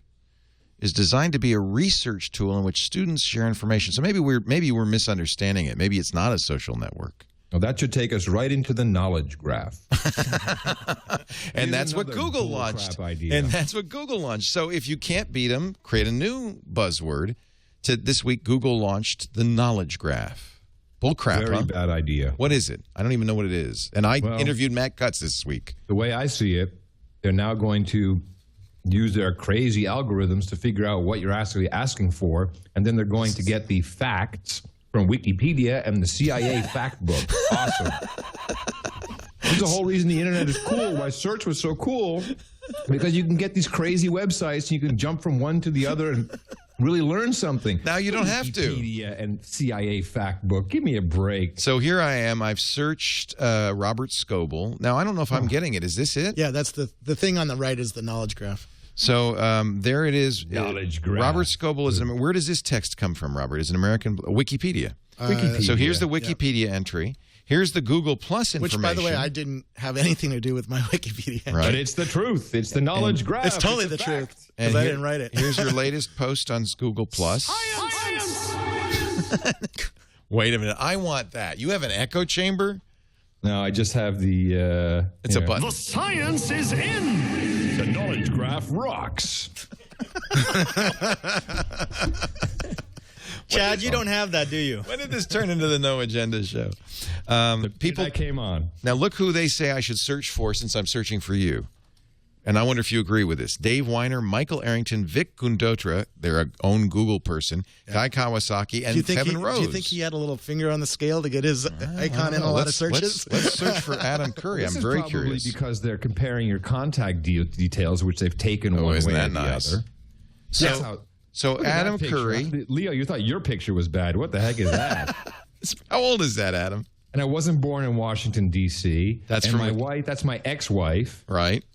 It's all fact. Science is in. It's great. Thanks, Google. Well, clearly the knowledge. My fiance is next to my ex-wife in that picture. Well, Check that out. that's a happy thing. That's awesome. Thank you, Google. That's your knowledge graph right there. Mine isn't wrong at any point. No, the picture is very wrong. It does list my home address, which is not really cool. I just noticed that. What the hell, Google? Would you search for my name just to see if you see my home address? I do not. Scroll down. Oh, thank God. It was just me. No, that's my home address. Oh, my gosh. Leo, I think this is really a Okay, I now hate the knowledge graph. Oh, wait. It's a limited thing, though. So, it's because you're my probably buddy. only- Circled, right? Yeah. You're my buddy. There you go. Yeah. Okay. You gave your friends I think access to your this home. is a really big mistake that Google is making. I'm crashing that party tonight, by the way. Come on over. And it really opens Why is the it? door for anybody to just do search the way we like it, what we really want. Well, You know, that's the what whole isn't that the whole idea challenge? Sorry? Isn't that their challenge, though? How do you improve search? How do you know what Adam Curry was looking for? I like the original Google idea where they had the page rank. I think that worked pretty well. And you had to learn a little bit of Boolean language, plus or minus something, or use and. I mean, how hard is that? Are we total idiots? Now it's pulling from Wikipedia. That's like not so good. Here's what's going on, though. Here it is. It's the book of knowledge. Come on. This is not the book of knowledge. This is not fact. It's not true. We just want And search it's all results. one source and it's gamed. The problem is, Adam, and Google has the same problem that Facebook has. Their monetization of this stuff is going down. Their last quarter wasn't all that great because the results that they're showing us on Google are so good that we don't stick on these pages. We don't search them. When Google first started in, I don't know, I got into it in 98, I think. I would have to do 2 or 3 pages worth of searches just to find what I wanted. But you know what I've been running? I've been running Yacy for spell that. YACY. It's an acronym for yet another search engine, I think. And not in my book. It's open source. You can run it on your laptop. You can run it anywhere you want. You can tell it what sites to spider, what you're looking for. It can spider RSS feeds even, which is kind of cool. And you can create your own search world. It connects through a BitTorrent swarm. And it's not really user-friendly yet. It's not something that everyone can install and make work right off the bat. I got it done. Oh, it's so software. It's software. It's software, yeah, and it's open source. And I think that we need to move back towards stuff like that. We're going to have to. You're absolutely right, Robert. The search model is kind of ending. The SEO guys know how to game. If you type in, well, I don't want to plug it, but if you were to type in the name of our show, you'll see that we have the first 9 pages belong to us. That's completely gamed and SEO'd. While those words aren't necessarily owned by us. So this is what Google is up against. So wait a minute. You use your users, your listeners to game it. That's actually quite clever. Actually, the guy who does SEO for the Ron Paul campaign did our SEO. Oh, jeez. And now he's got a lot of free time now, so you're going to get even better. You watch out for that convention, Leo. Look out. I thought Ron Paul withdrew. I thought he withdrew. No. He's just not campaigning any new markers, but he's gathering. He just got 38 of the 40 delegates in Minnesota. You think Ron Paul will be the Republican nominee? I would love it to be. It's not impossible. Yeah. That and the free and open web. Ron Paul's like the crazy uncle that everybody likes, but see, now that's just being completely ageist, and that's really insulting. I don't say anything about your collar. So if I search for Adam, you should have stuck with Facebook predictions. If I search for no agenda, you're saying that all of these results have been SEO'd in. Yeah. Nice job. Page after page after page. But I think that's at a more reflection of the fact that the term "no agenda" show is unique, really. Yeah. But we don't even own noagenda.com. We have noagendashow.com. But this is just it's our audience, but a lot of it is done by SEO, and that's outrageous when you think about it. So you're not doing this, but you have a guy who does. He did it for us once, and it stuck. Here, like noagendanovels.com. Oh, yeah, we got tons of crazy things that people set up for us. Yeah, they wrote a whole book about us. And what was it Dvorak was saying a couple of weeks ago that if you search for, I don't know, ricksantorum.com or something, it would go to No Agenda? Oh, no. What's the guy on Fox? Sean Hannity. Oh, SeanHannity.com. We own Sean Hannity. Well, we don't. Someone owns it and is forwarding it to our website. Yeah, no, Santorum goes someplace else. Yes, I know. We do have rickperryisanIdiot.com. This is the power of community, Adam. This is where you've succeeded so well. It's the power of a devoted, it may be not even huge, but a devoted community that is engaged and activist on your behalf. It's huge. Well, it's yes, but it's also the result of a quality product. That's all. Of course, you don't get it without having something that people love. Yeah. Yeah. That's what it takes. Now, you have a quality product. Our fans aren't this crazy. I don't know if you search for TWiT. The TWiT army is out of control. Are you kidding? Oh, yeah. Yeah. This is just ask Mike Arrington. Like 2,000 people in the chat room. No. There's nothing wrong with your community, Leo. No, I'm not. I love They're them. very anti-me right now, by the way. Oh, that's normal. Actually, you know what? We do own the first few pages of the results for TWiT. And that's pretty good considering that TWiT, in fact, is a pregnant goldfish. See, then the Monty Python starts to sneak in. That's pretty good. And so that's good. Twitter hasn't ruined TWiT for me yet. There's a few Twitters in there. Let's take a break and move on. I want to talk about the MacBooks. Lots of rumors about a new Ivy Bridge MacBook, and maybe the last MacBooks. I wouldn't be surprised if Apple gets out of the desktop and laptop business entirely. Goes all mobile. What do you think? We'll talk about it when we come back. But first, a word from Audible.com. I love Audible, and I know, love Audible because I hear from you all the time. One of the things that happens with people who become Audible subscribers is they can't help but just go, oh, have you listened to, oh, you know what just came out? Oh, this is exciting. It really talk about a community when you make a great product. It's true. Go to Audible.com if you want to find out more about this. What it is an audio bookstore, more than 100,000 titles. Great books, too. What's the #1 book? The Softcore 50 Shades of Grey. Even at Audible.com. Lust triumphs over evil. I do not recommend this because the woman who reads it, well, I'll just play a little bit for you. Chapter 2. Okay, thank you.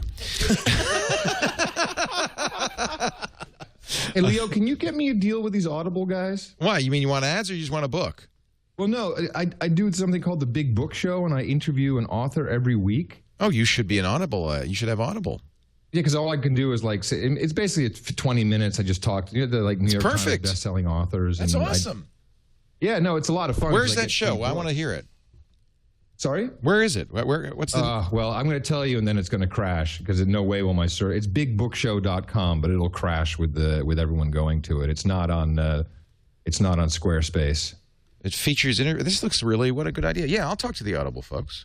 Thank you. Yeah, this would be great for it's Audible. A Skype interview, and there's zero money in it. I literally do it for fun. But maybe maybe I can put a link to Audible in there. Yeah, I would do it for fun too, because that's one of the things I love to do is interview smart people. That's a really good project. Yeah, I mean Audible. Well, what happened to today's show? I don't know. I got the Podfather, the Godfather, and the Scoble. No, actually, this is one of the most insightful shows we've had in a long time. And we did, by the way, just kill your bigbookshow.com. I hope it doesn't cost you more. David McCullough's got a new book out. I am a big David McCullough fan. Now, that's a guy you should get on your show. The Epic Story of the Building of the Brooklyn Bridge. I got it. This is for sure on my list. Anything he comes out with, he's just really great. Now, this one. Now, listen. Now, David McCullough actually reads his John Adams book, and he is one of the great narrators of all time. But Nelson Runger reads this one. Now, listen to this. At his request, on at least 6 different occasions. It sounds just like David McCullough. February 1869. They hired a guy who sounds just like David. With everyone present, there were just 9 in all. You got to listen to audiobooks from Audible.com. They have the best readers. They have the best books. And right now, they have the best price. Your first month is free. Your first book is free. And it's yours to keep forever, cancel at any time. Actually, you get 2 books or 2 credits at audible.com/twit2. How about this one? This is one for the Curry Nation. The Art of Intelligence, Lessons from a Life in the CIA's Clandestine Service. I'm actually waiting for the new Daniel Suarez book. Oh, yes, that's going to be out soon. I love. He wrote Demon and Freedom TM. Let's see if. I read them one after another. Yeah, he's amazing. And Demon and Freedom, you should listen to. They are really. In fact, let's make these your 2 books. I'll make this your recommendation. I haven't talked about this in a while. Daniel's fantastic. He's a great author. Who's reading the book? Jeff Gerner. It's good. I listened to it. That's how I read these books, and it's very dramatic. Oh, they're starting at the beginning, so you won't. I don't know if you'll. Penguin Audio presents Demon by Daniel Suarez. Yeah, that's his voice. Read by Jeff Gerner with Garrett Scott.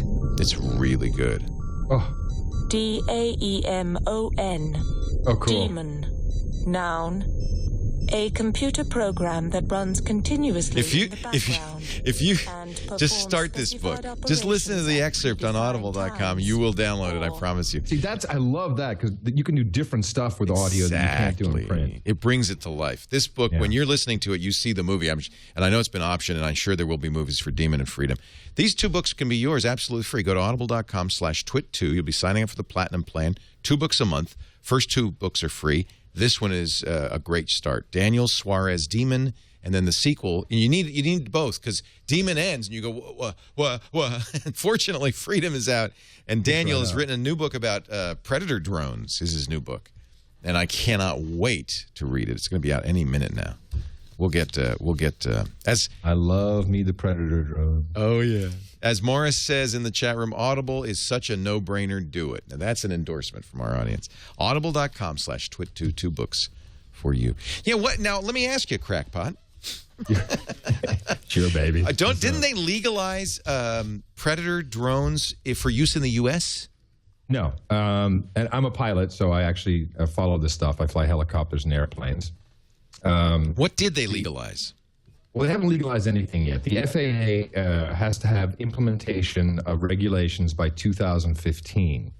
And the rules, the way they are now, is that the drones will not be allowed, because, the space above your head of your house is yours, the airspace. There's some overfly rules, but they will not be allowed to fly under 500 feet.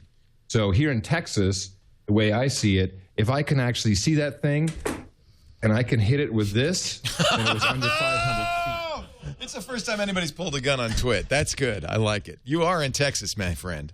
Look at this thing, man. This is great. This has shotgun shells in it. Look at that.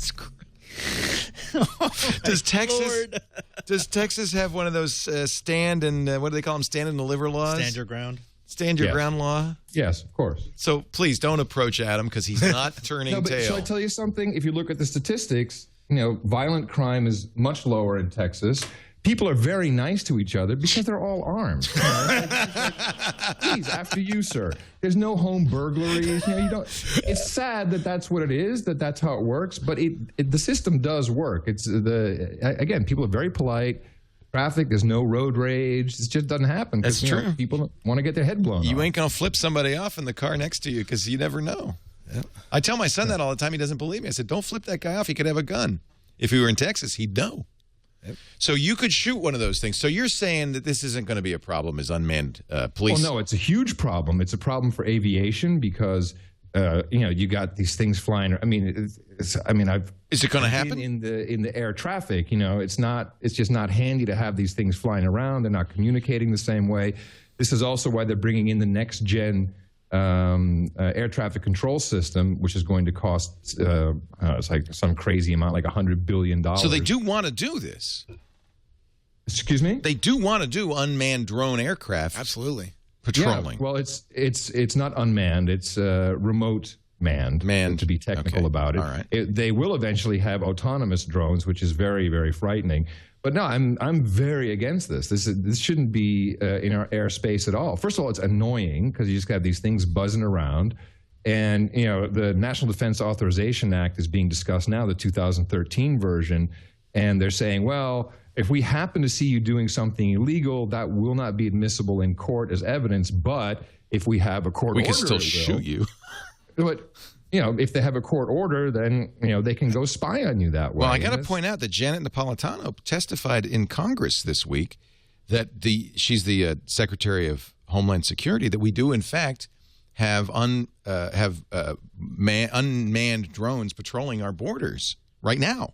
Yeah. Sure we do. But they're patrolling over Chicago right now. Yeah. They go from northern Dakota to eastern Washington. And the guys who are making these are saying that they're really being made to detect pot-growing operations in your house, because they'll look at the heat signatures coming off your house, and they'll start keying in on ones that are off, These are Predator B drones. And they can do it from a height that is higher than where general aviation flies anyways, right? I am cashing in on this, though, Leo. How so? Oh, I have a game show. Oh, no. Yes. Win, lose, or draw. That's right, ladies and gentlemen. We have Leo Laporte. He's down there. We can see him. We've got our items from the drone. It's time to play. Here it comes. Lose, or drone. Quick, give me that gun, Adam. Now, wasn't the impetus for the story the fact that drones on their way overseas weren't supposed to have their cameras turned on while flying over the United States, but they accidentally did? Well, now these, if you're in Spokane, good news, these, quote, border drones are looking right at you because they fly over Spokane. So I guess they're not turning the cameras off anymore. I think they get 30 days before they have to dump the footage, but they can spend those 30 days finding if there's something in the footage that should have allowed them to have the cameras on in the first place. It's a really strange law. I mean, really, yeah. All of this is really, really disgusting. I mean, we are killing innocent people in faraway lands every single day with drones shooting. We have collateral damage. The whole thing is completely ridiculous. Our administration gets off on it. The signature strikes. The whole thing it's really frightening. I think it's a very, very, very bad development. Well, what's interesting, of course, is that we are moving towards a fully surveilled society where there are cameras everywhere. There'll be cameras in the sky. There'll be cameras on every street corner. In the street lamps. There'll be sensors in my head. And what he's got one. And what technology allows, of course, you couldn't do this before because you couldn't hire enough people to watch all these cameras. But technology allows, with face recognition and so forth, you can do this all automatically. Yeah, but what is it? Look at the UK. What has it achieved? Nothing. Nothing. Yeah, like 1% of all crime is solved because of the massive surveillance system they have with CCTV. Right. And the cost must be astronomical. So, what does it achieve? We're going to have these Google glasses that are going to tell us. Let's talk about Google glasses. Have you seen them? Because you were standing next to Larry Page when he was wearing, or Sergey, when he was wearing them. He wouldn't let you put them on, though. No. And then the latest we've heard is that it just rebooted a lot. Probably had a command line interface, or it probably didn't do all that much. But they have patented. The frames, the styles. Yeah. I've heard from many that they're moving along quite briskly, and that this is a real product. Is it a real product? I believe it will be real in at least a year to 18 months. And what will be the? And it's not just Google, by the way. Oakley is working on this. Other companies are working on this, and the underlying infrastructure that will allow this contextual style display is coming at us. I was just at SRI where Siri and the mouse was invented this week, and I saw something that was pretty mind-blowing, using no sensors, using nothing external other than your Gmail and your calendar to figure out your context. Like what you're doing. We're in a context right now. Right. I'm on a talk show. Where are you? Don't be sending phone calls. Calling. Right. Which Rocky, by the way, my producer was texting you. I see that. He called me to get on the show. Get on the show. What does Rocky want to talk about? Rocky's always welcome on the show. But we're in a context, right? If it was smart, it would have just dumped that straight in a voicemail and not let that through to the show. Or if you had an Android phone, you just flip it over and it would say, "Oh, you doesn't want to be called right now." So as we're driving down, I'm using an app called Place Me, done by Alohar, that is studying my context. It knows whether I'm sitting, driving, walking, running, etc. It knows my favorite gas station already because they're going to drone your ass so bad, Robert. He's the first. I'm the first casualty, baby. He's the first man up against the wall when the revolution happens. They know where I'm buying my drugs. This actually reminds me a lot of, we were talking about Daniel Suarez and Demon. This is exactly that the augmented reality that was actually extremely cool. Where for those of you who haven't listened to the book on Audible. You put these glasses on, they're like shades, but above everyone's head, you kind of see their info and their stats if they're a part of the darknet. I would love that. Screw my calendar. I don't care about that. I'd love to. Yeah, you had reputation points, so I could look at Robert and I could know, well, he's trustworthy in IT, and I can, it would. No, he's shaking his head, and I think that would be kind of cool. It seems to me, Adam, that these glasses would be, steam would be coming out of your ears. Do you embrace these? Well, as it is now, it just looks like a stupid gimmick. Okay. So you're not afraid of it because it's dumb. Yeah. Oh, it's totally dumb, and they're not very stylish looking. But they are geeky. Going along with the Suarez book, if we were actually a part of an underground network, that we were revolutionaries, it would be good. So there you go. It's just another tool for the revolutionaries in us all. I like it, but I feel like we're being more detached from the world. Already you see everybody walking around with their phone in their hand. Nobody's looking around at the world. Well, this way I would look at you and just see... instead of seeing me, you're focused on the infographics that are scrolling across the screen. And this is why you need a contextual system to know what kind of context you're in, that you're looking at somebody and having a conversation. So shut up and stop the movies and stop all the stuff. But I do want to know about you. At the World Economic Forum, I was talking to this guy named Peter Pyatt. He had a badge on, right? I knew his name. Right. I knew he worked for the Bill and Melinda Gates Foundation. Right. I knew he was smart because I spent 3 minutes talking to him, and other people were talking to him, and I could tell he was much smarter than I am, 160 IQ or something crazy. But I couldn't figure out who he was. Right. I get away What's from the context? conversation. Yeah. I Google his name. He discovered the Ebola virus. It was the first hit on Wikipedia.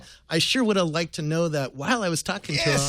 And all the systems. So how do you feel about hemorrhagic viruses that turn people inside out overnight? What do you think about that? That would have been you could have had a nice conversation there. Yeah, I would have had to take a little class on what that meant. How do you feel about the hemorrhagic virus? Well, I had a similar experience, Robert, but kind of the other way around. A couple here in Austin who had come from Los Angeles, we had met them. They said, "Oh, have dinner," and we were talking for like 3 hours. Really nice. We had a really great conversation, and then it came out all of a sudden that for 20 years they'd been the top PR people for the Church of Scientology. Oh my God. In LA. And if I'd known that going into it, I probably wouldn't have had a good time. And I probably would have been like, don't clear me. Or maybe you would have had a different kind of good time. You would have had a different time. It would have been, but you'd have a little regret that you didn't know that, don't you? No, not at all. But now I'm Googling them. I'm like, oh my goodness. Think about how that's going to change social interactions, though. I mean, now you're going to be sitting at a table wondering if the person across from you has glasses like your glasses, and you're Googling each other and trying to pick out phrase words and questions from what you're searching. It makes me a little nervous. I have a feel. It just feels like we're going to get more detached, not more engaged. I'm down with that. And also, glasses hide the most important function of your eyebrows. Seriously, the eyebrows are what you use to communicate more than your speech. It's interesting. Charlie just said. Really interesting. Charlie just said in the chat room that you'll be able to cross-check whether somebody's lying to you or not. It was interesting. At the Next Web, I was giving a speech, and I was wearing a sensor for my galvanic skin response, and it was studying my emotions as I was giving the speech. And the guy who invented these, was standing off to the side, watching in real time on his iPhone my emotions.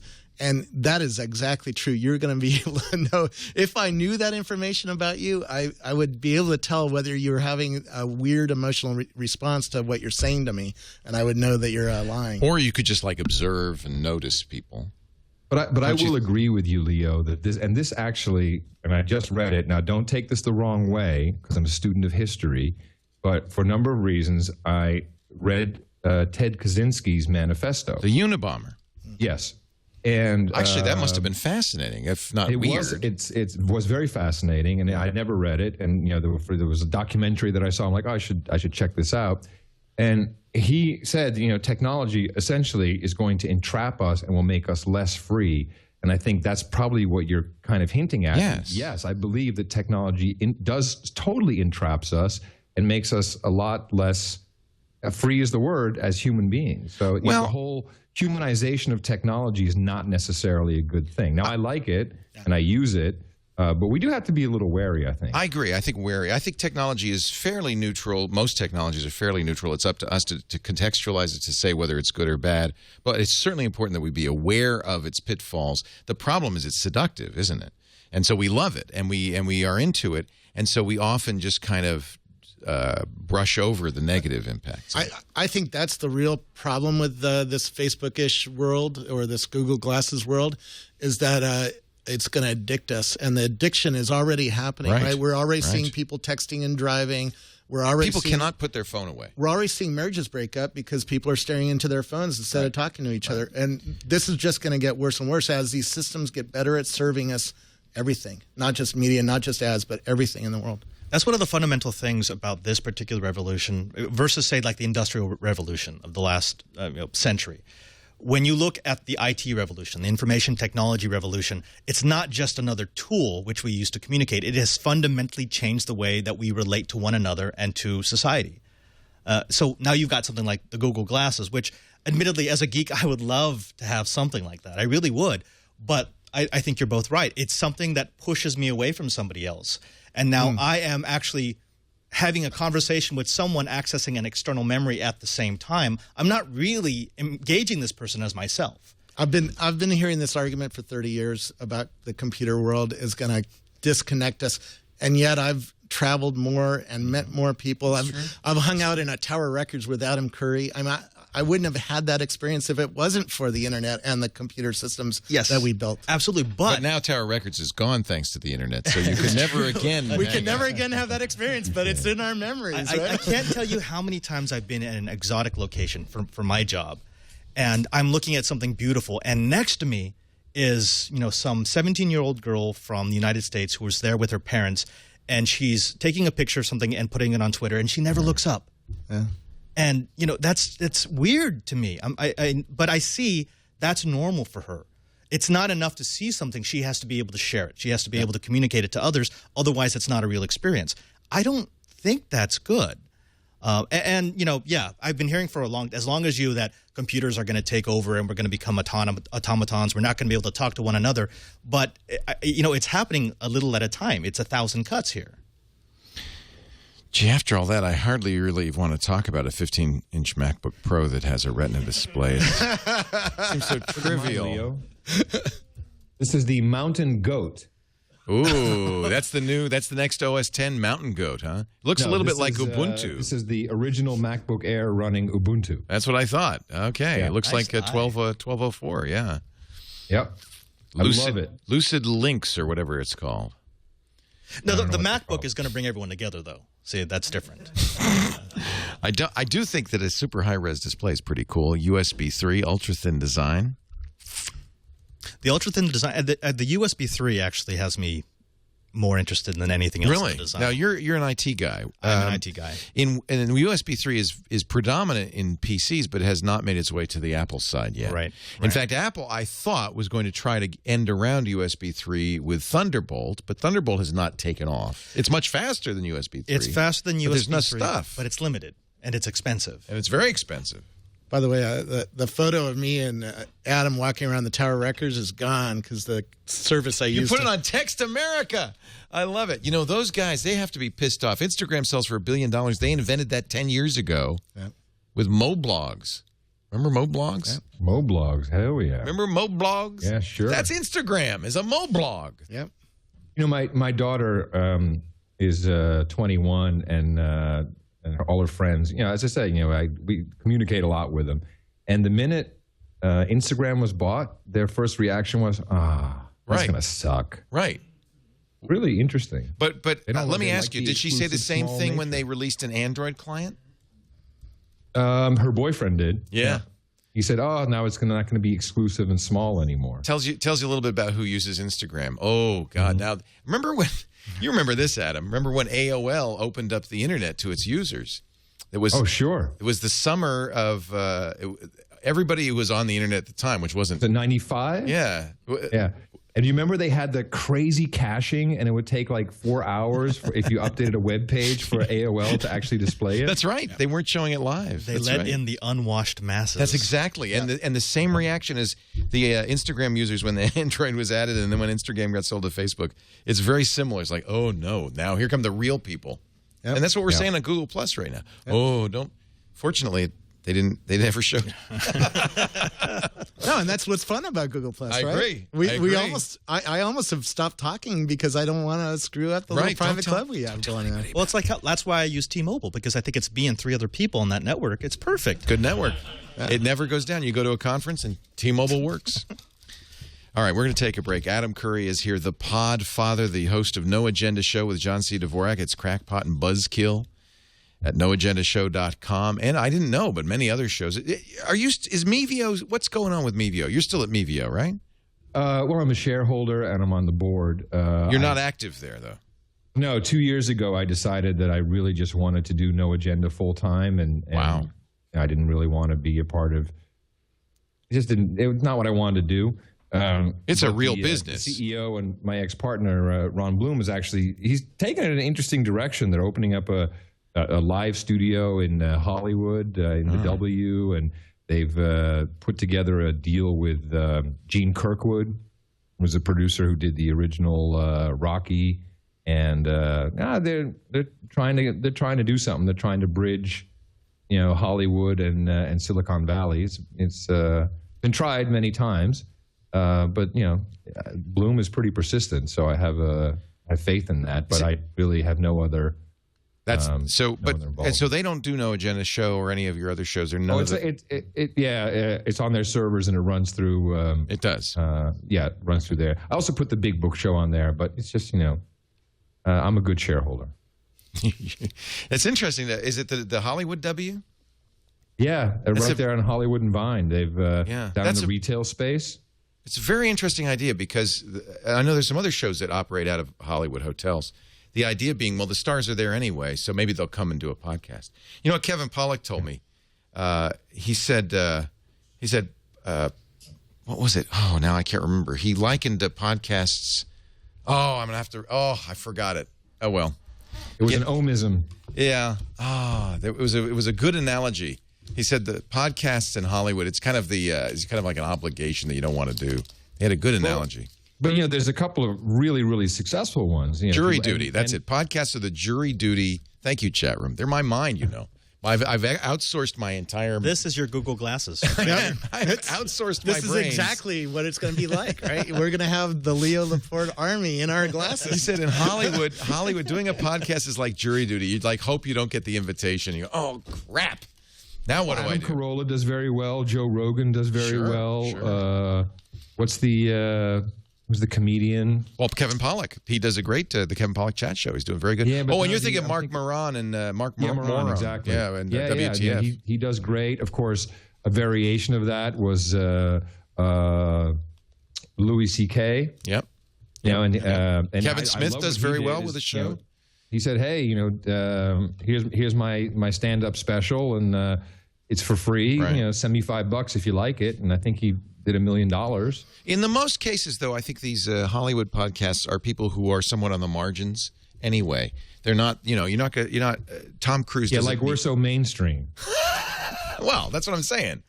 It's not mainstream. But seriously, this is where it's going. It's meeting somewhere in the middle. We have alternative media. It has nowhere to go but up. I mean, have you seen the ratings for CNN as an example? Well, they're not Piers great. Morgan, 39,000 people. That's all that watches that show. What?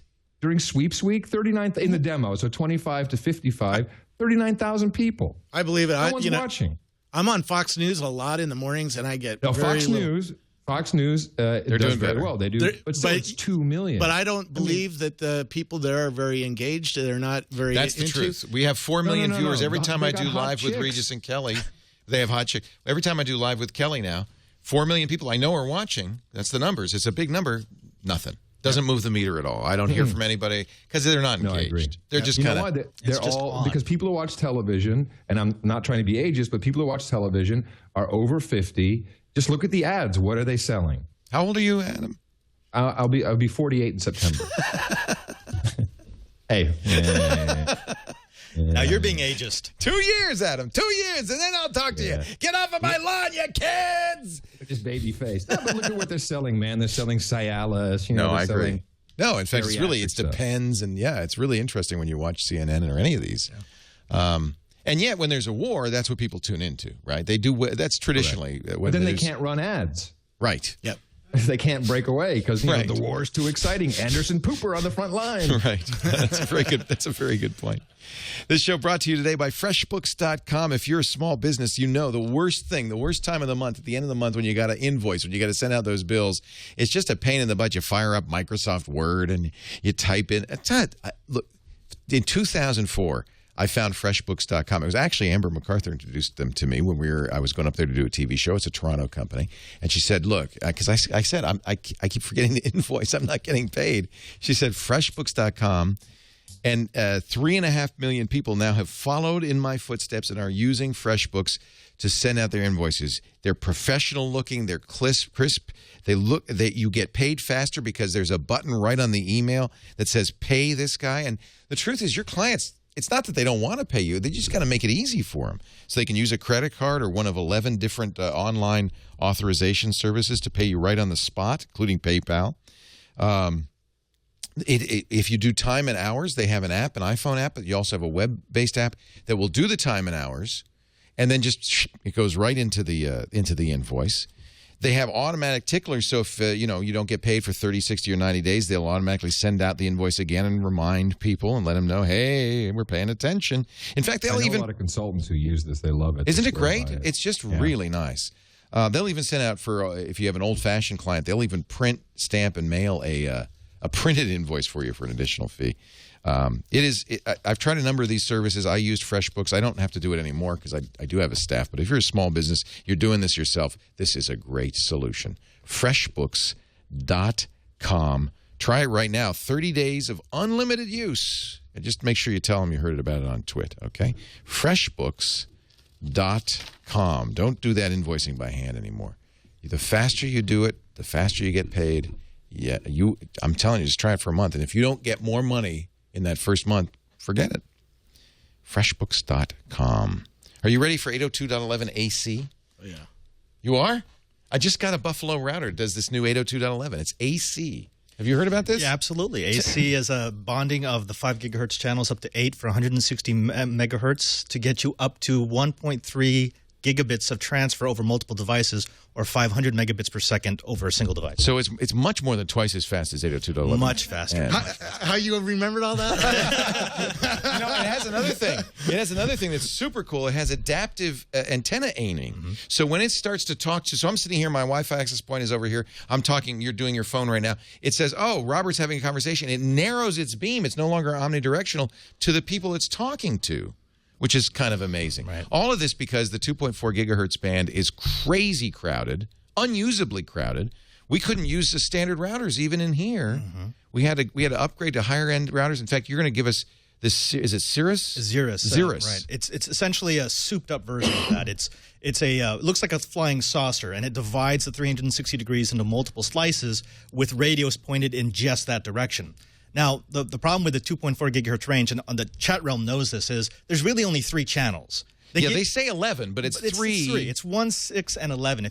If you put your Wi-Fi in any other channel, you're really just straddling channels. Right. And 2.4 gigahertz has several problems. First, it propagates well through walls, which means if I have a access point in my house, it's interfering with the access point in my neighbor's house. Exactly. And also, with just the 3 channels, it's congested. Now, that's interesting because you're making a benefit out of what could be a problem because as you get to higher frequencies, it bounces off things. So 5 gigahertz is not going to go through walls as well. Right. That's great if your neighbors are impinging on you, but it's not so great if you have a home with multiple rooms. Mm-hmm.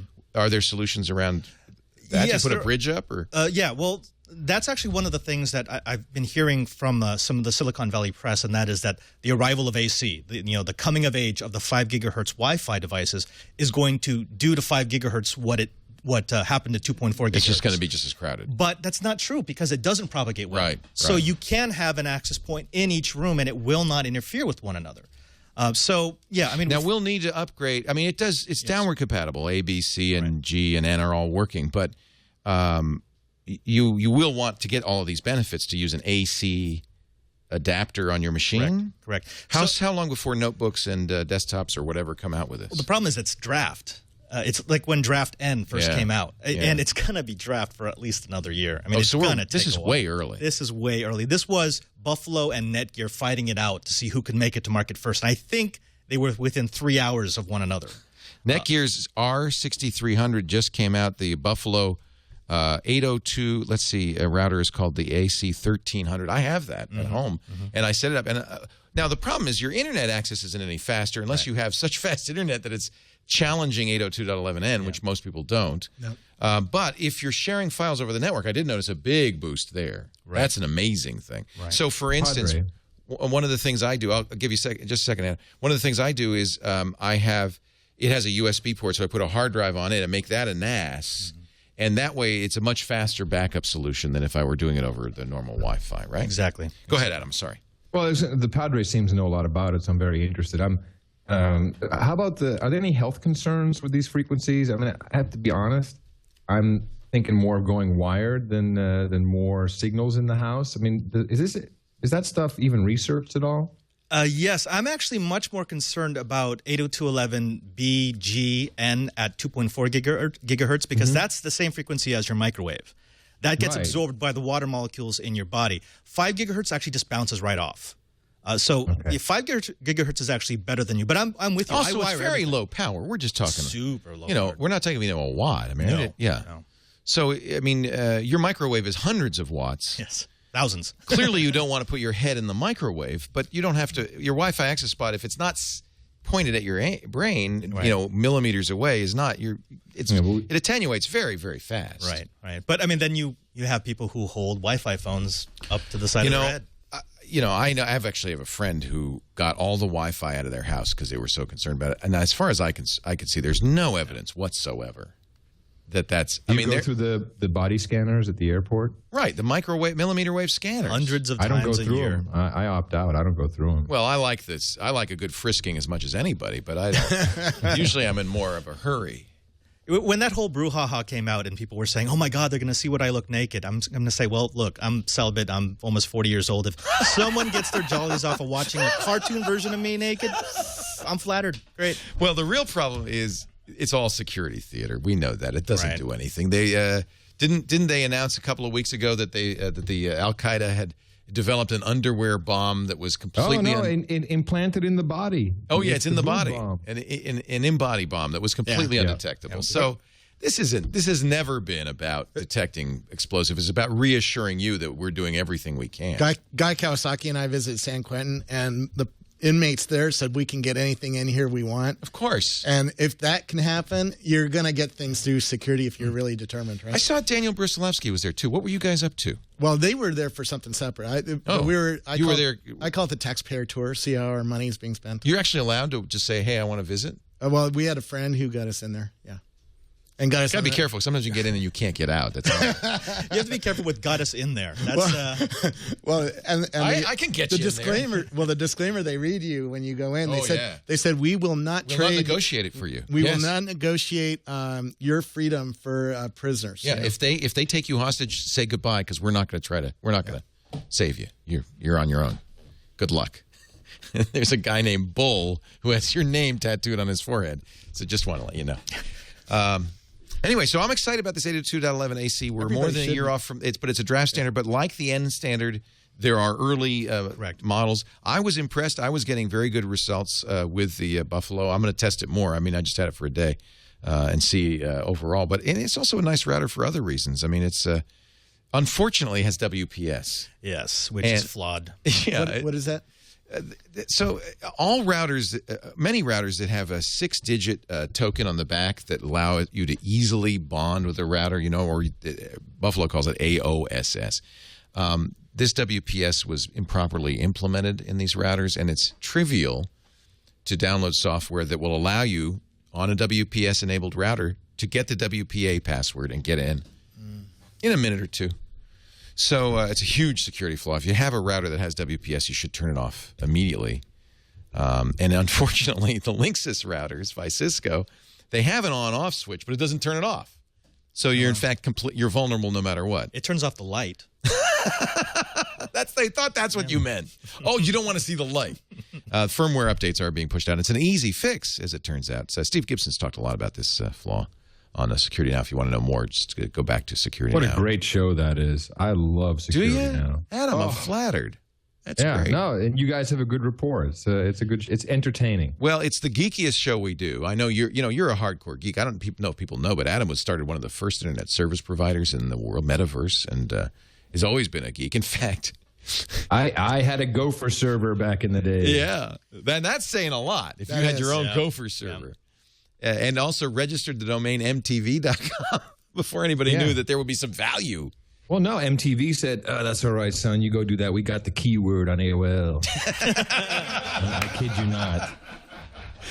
Or the Facebook page, either one. Just as good. Just as good. Well, thank you, Adam. I appreciate it. I'm glad you like that. Oh, there's the sun.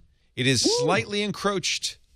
This is a live view. Where are you getting this from, Chad?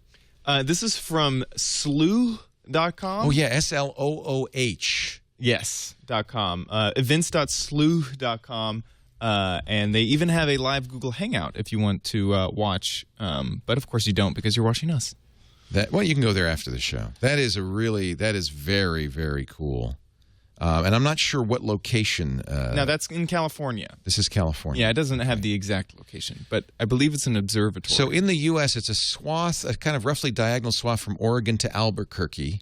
You'll be able to see the totality of this, which is in total, because it's an annular eclipse. The disk of the moon will be slightly smaller than the sun, so it's actually maybe even cooler because it's a ring of fire around the sun, but it's pretty bright still. And we will get sunset, at least in some of these areas of this sun. So that's. Can we see it here? Are you seeing it here? Let me go look. I've got the the level 10. If I come back blind, let me know. Let's check in with Tom Merritt, see what's going on in the week ahead, and I'm going to go outside and see if I can see the sun. Tom? Hey, thanks, Leo. Here's a look at the week ahead, and we'll be covering some of these stories on Tech News Today. Monday, May 21st, TechCrunch Disrupt kicks off in New York City after a weekend of hacking. Also, Apple and Samsung CEOs are set to talk patent settlements, and the Freedom to Connect conference kicks off. Tuesday, May 22nd, Dell reports their earnings, whatever they may be. And Friday, May 25th, the Cubify 3D printer will ship for $1,299.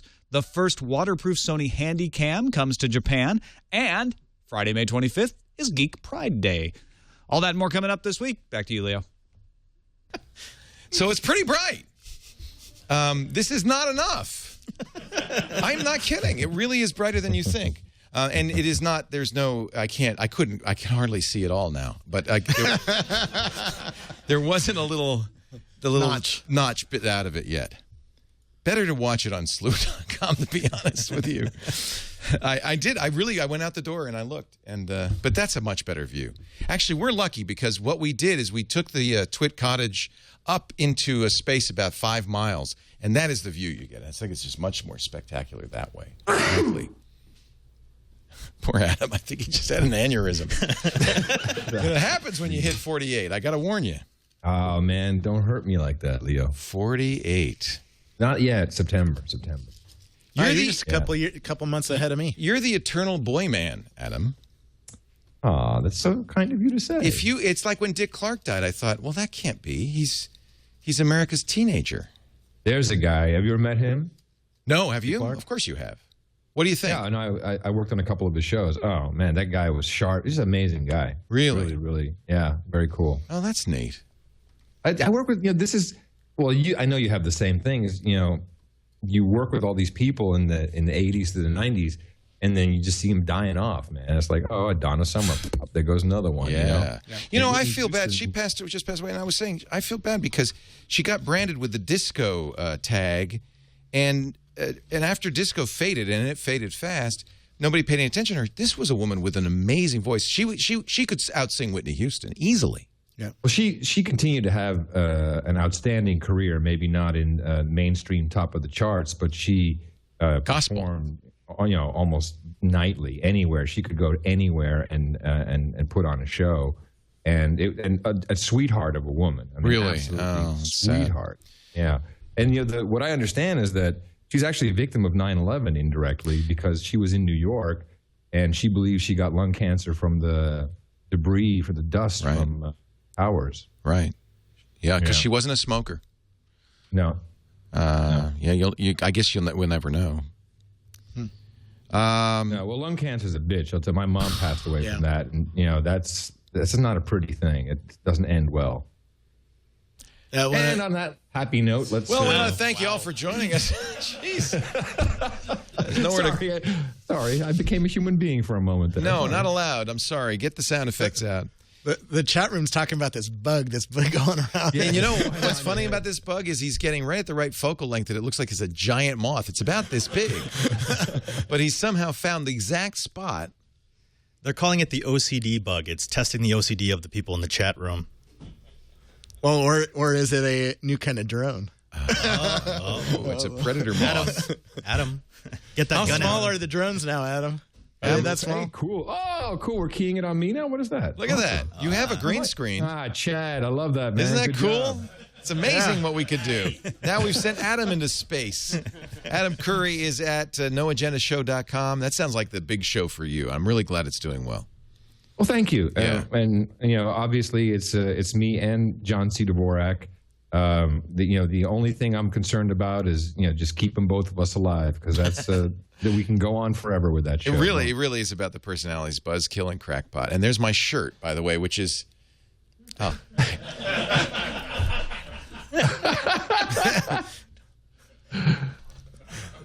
Leo has perfected faster than life travel. Oh. Oh, wrong way. Adam, always a pleasure. Lots of fun having you on. In fact, we got to get you back more than every 2 years, maybe every 18 months. I'd love to, Leo. I mean, I make a joke of it, but of course, I watch. I can't believe you see our shows. I'm so flattered.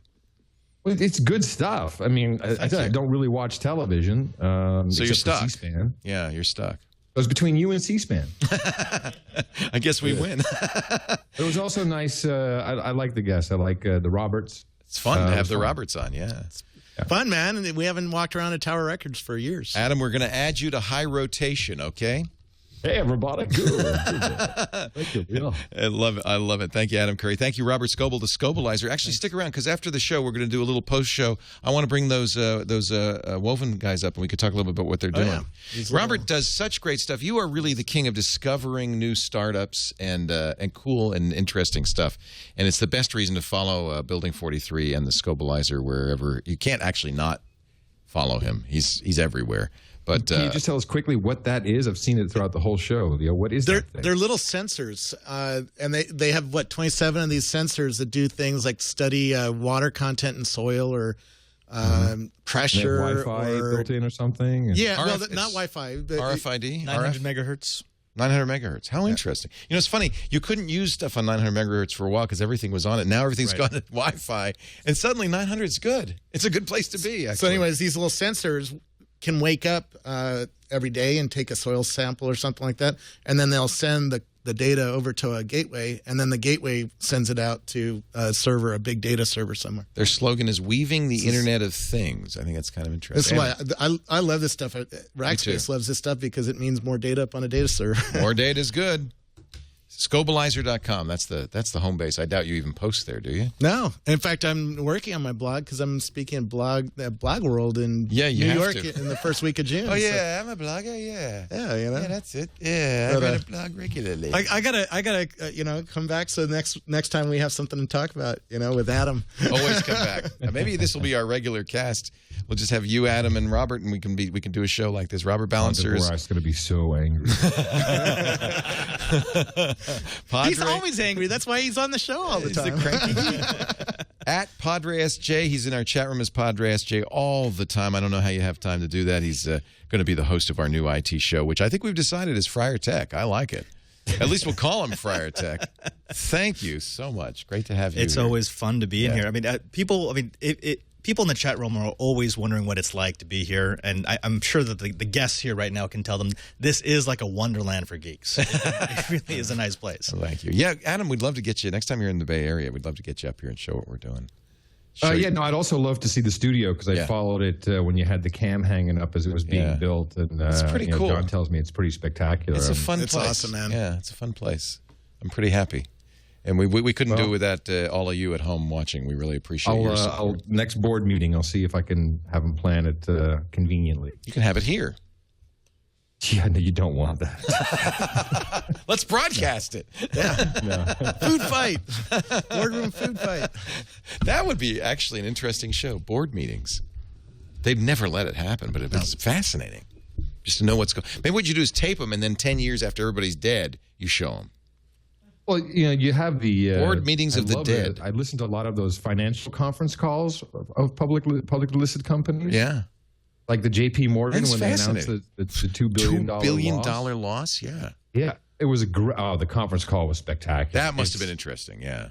Oh, and they're public. You can pretty much get the information dialed into them. It's a good pastime. That would be a good one to listen to. A good thing is that they invested in Facebook, so they'll be good.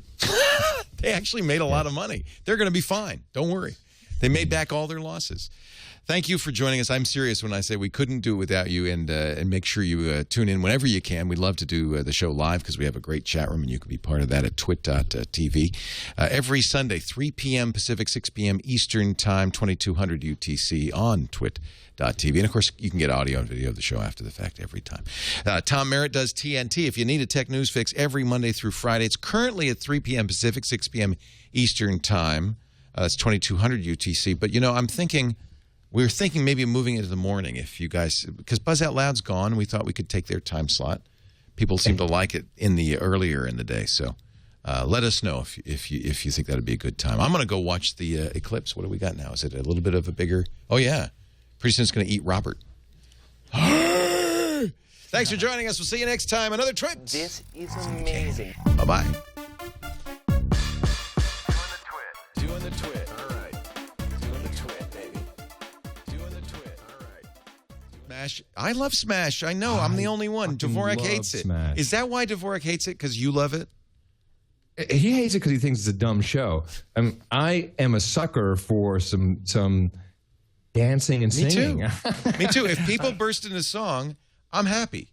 In fact, if I could figure out a way to have this show burst into song every 10 minutes, I would. Give me 5 minutes. Not with me on it. No, if you want to do a show like that, have the CEO of Dropbox and Randy Zuckerberg. They're actually pretty good. Now, Pud. I always wanted to give my speech as a rap performance. So I wanted to start, when I do public speaking, I want to start like in a suit, normal in a suit, say, but wait a minute, let me explain. And then have smoke pots and have background singers and a tearaway suit. I just always wanted to do that. Someday I'm going to do that. Chad, did you get all that? You just got to get your rap together, man. Like. And my name is Leo. I'm a twit at large. I'm into foxy ladies and I drive fast cars. I'm going down in history as the whitest rapper there ever will be. Now I'm feeling the highs and you're feeling the lows and the beat starts tapping into your toes. I got a degree in rapology. I got a PhD in rhyme. And I could go on forever. That's awesome. Well done. That was the best thing of the show.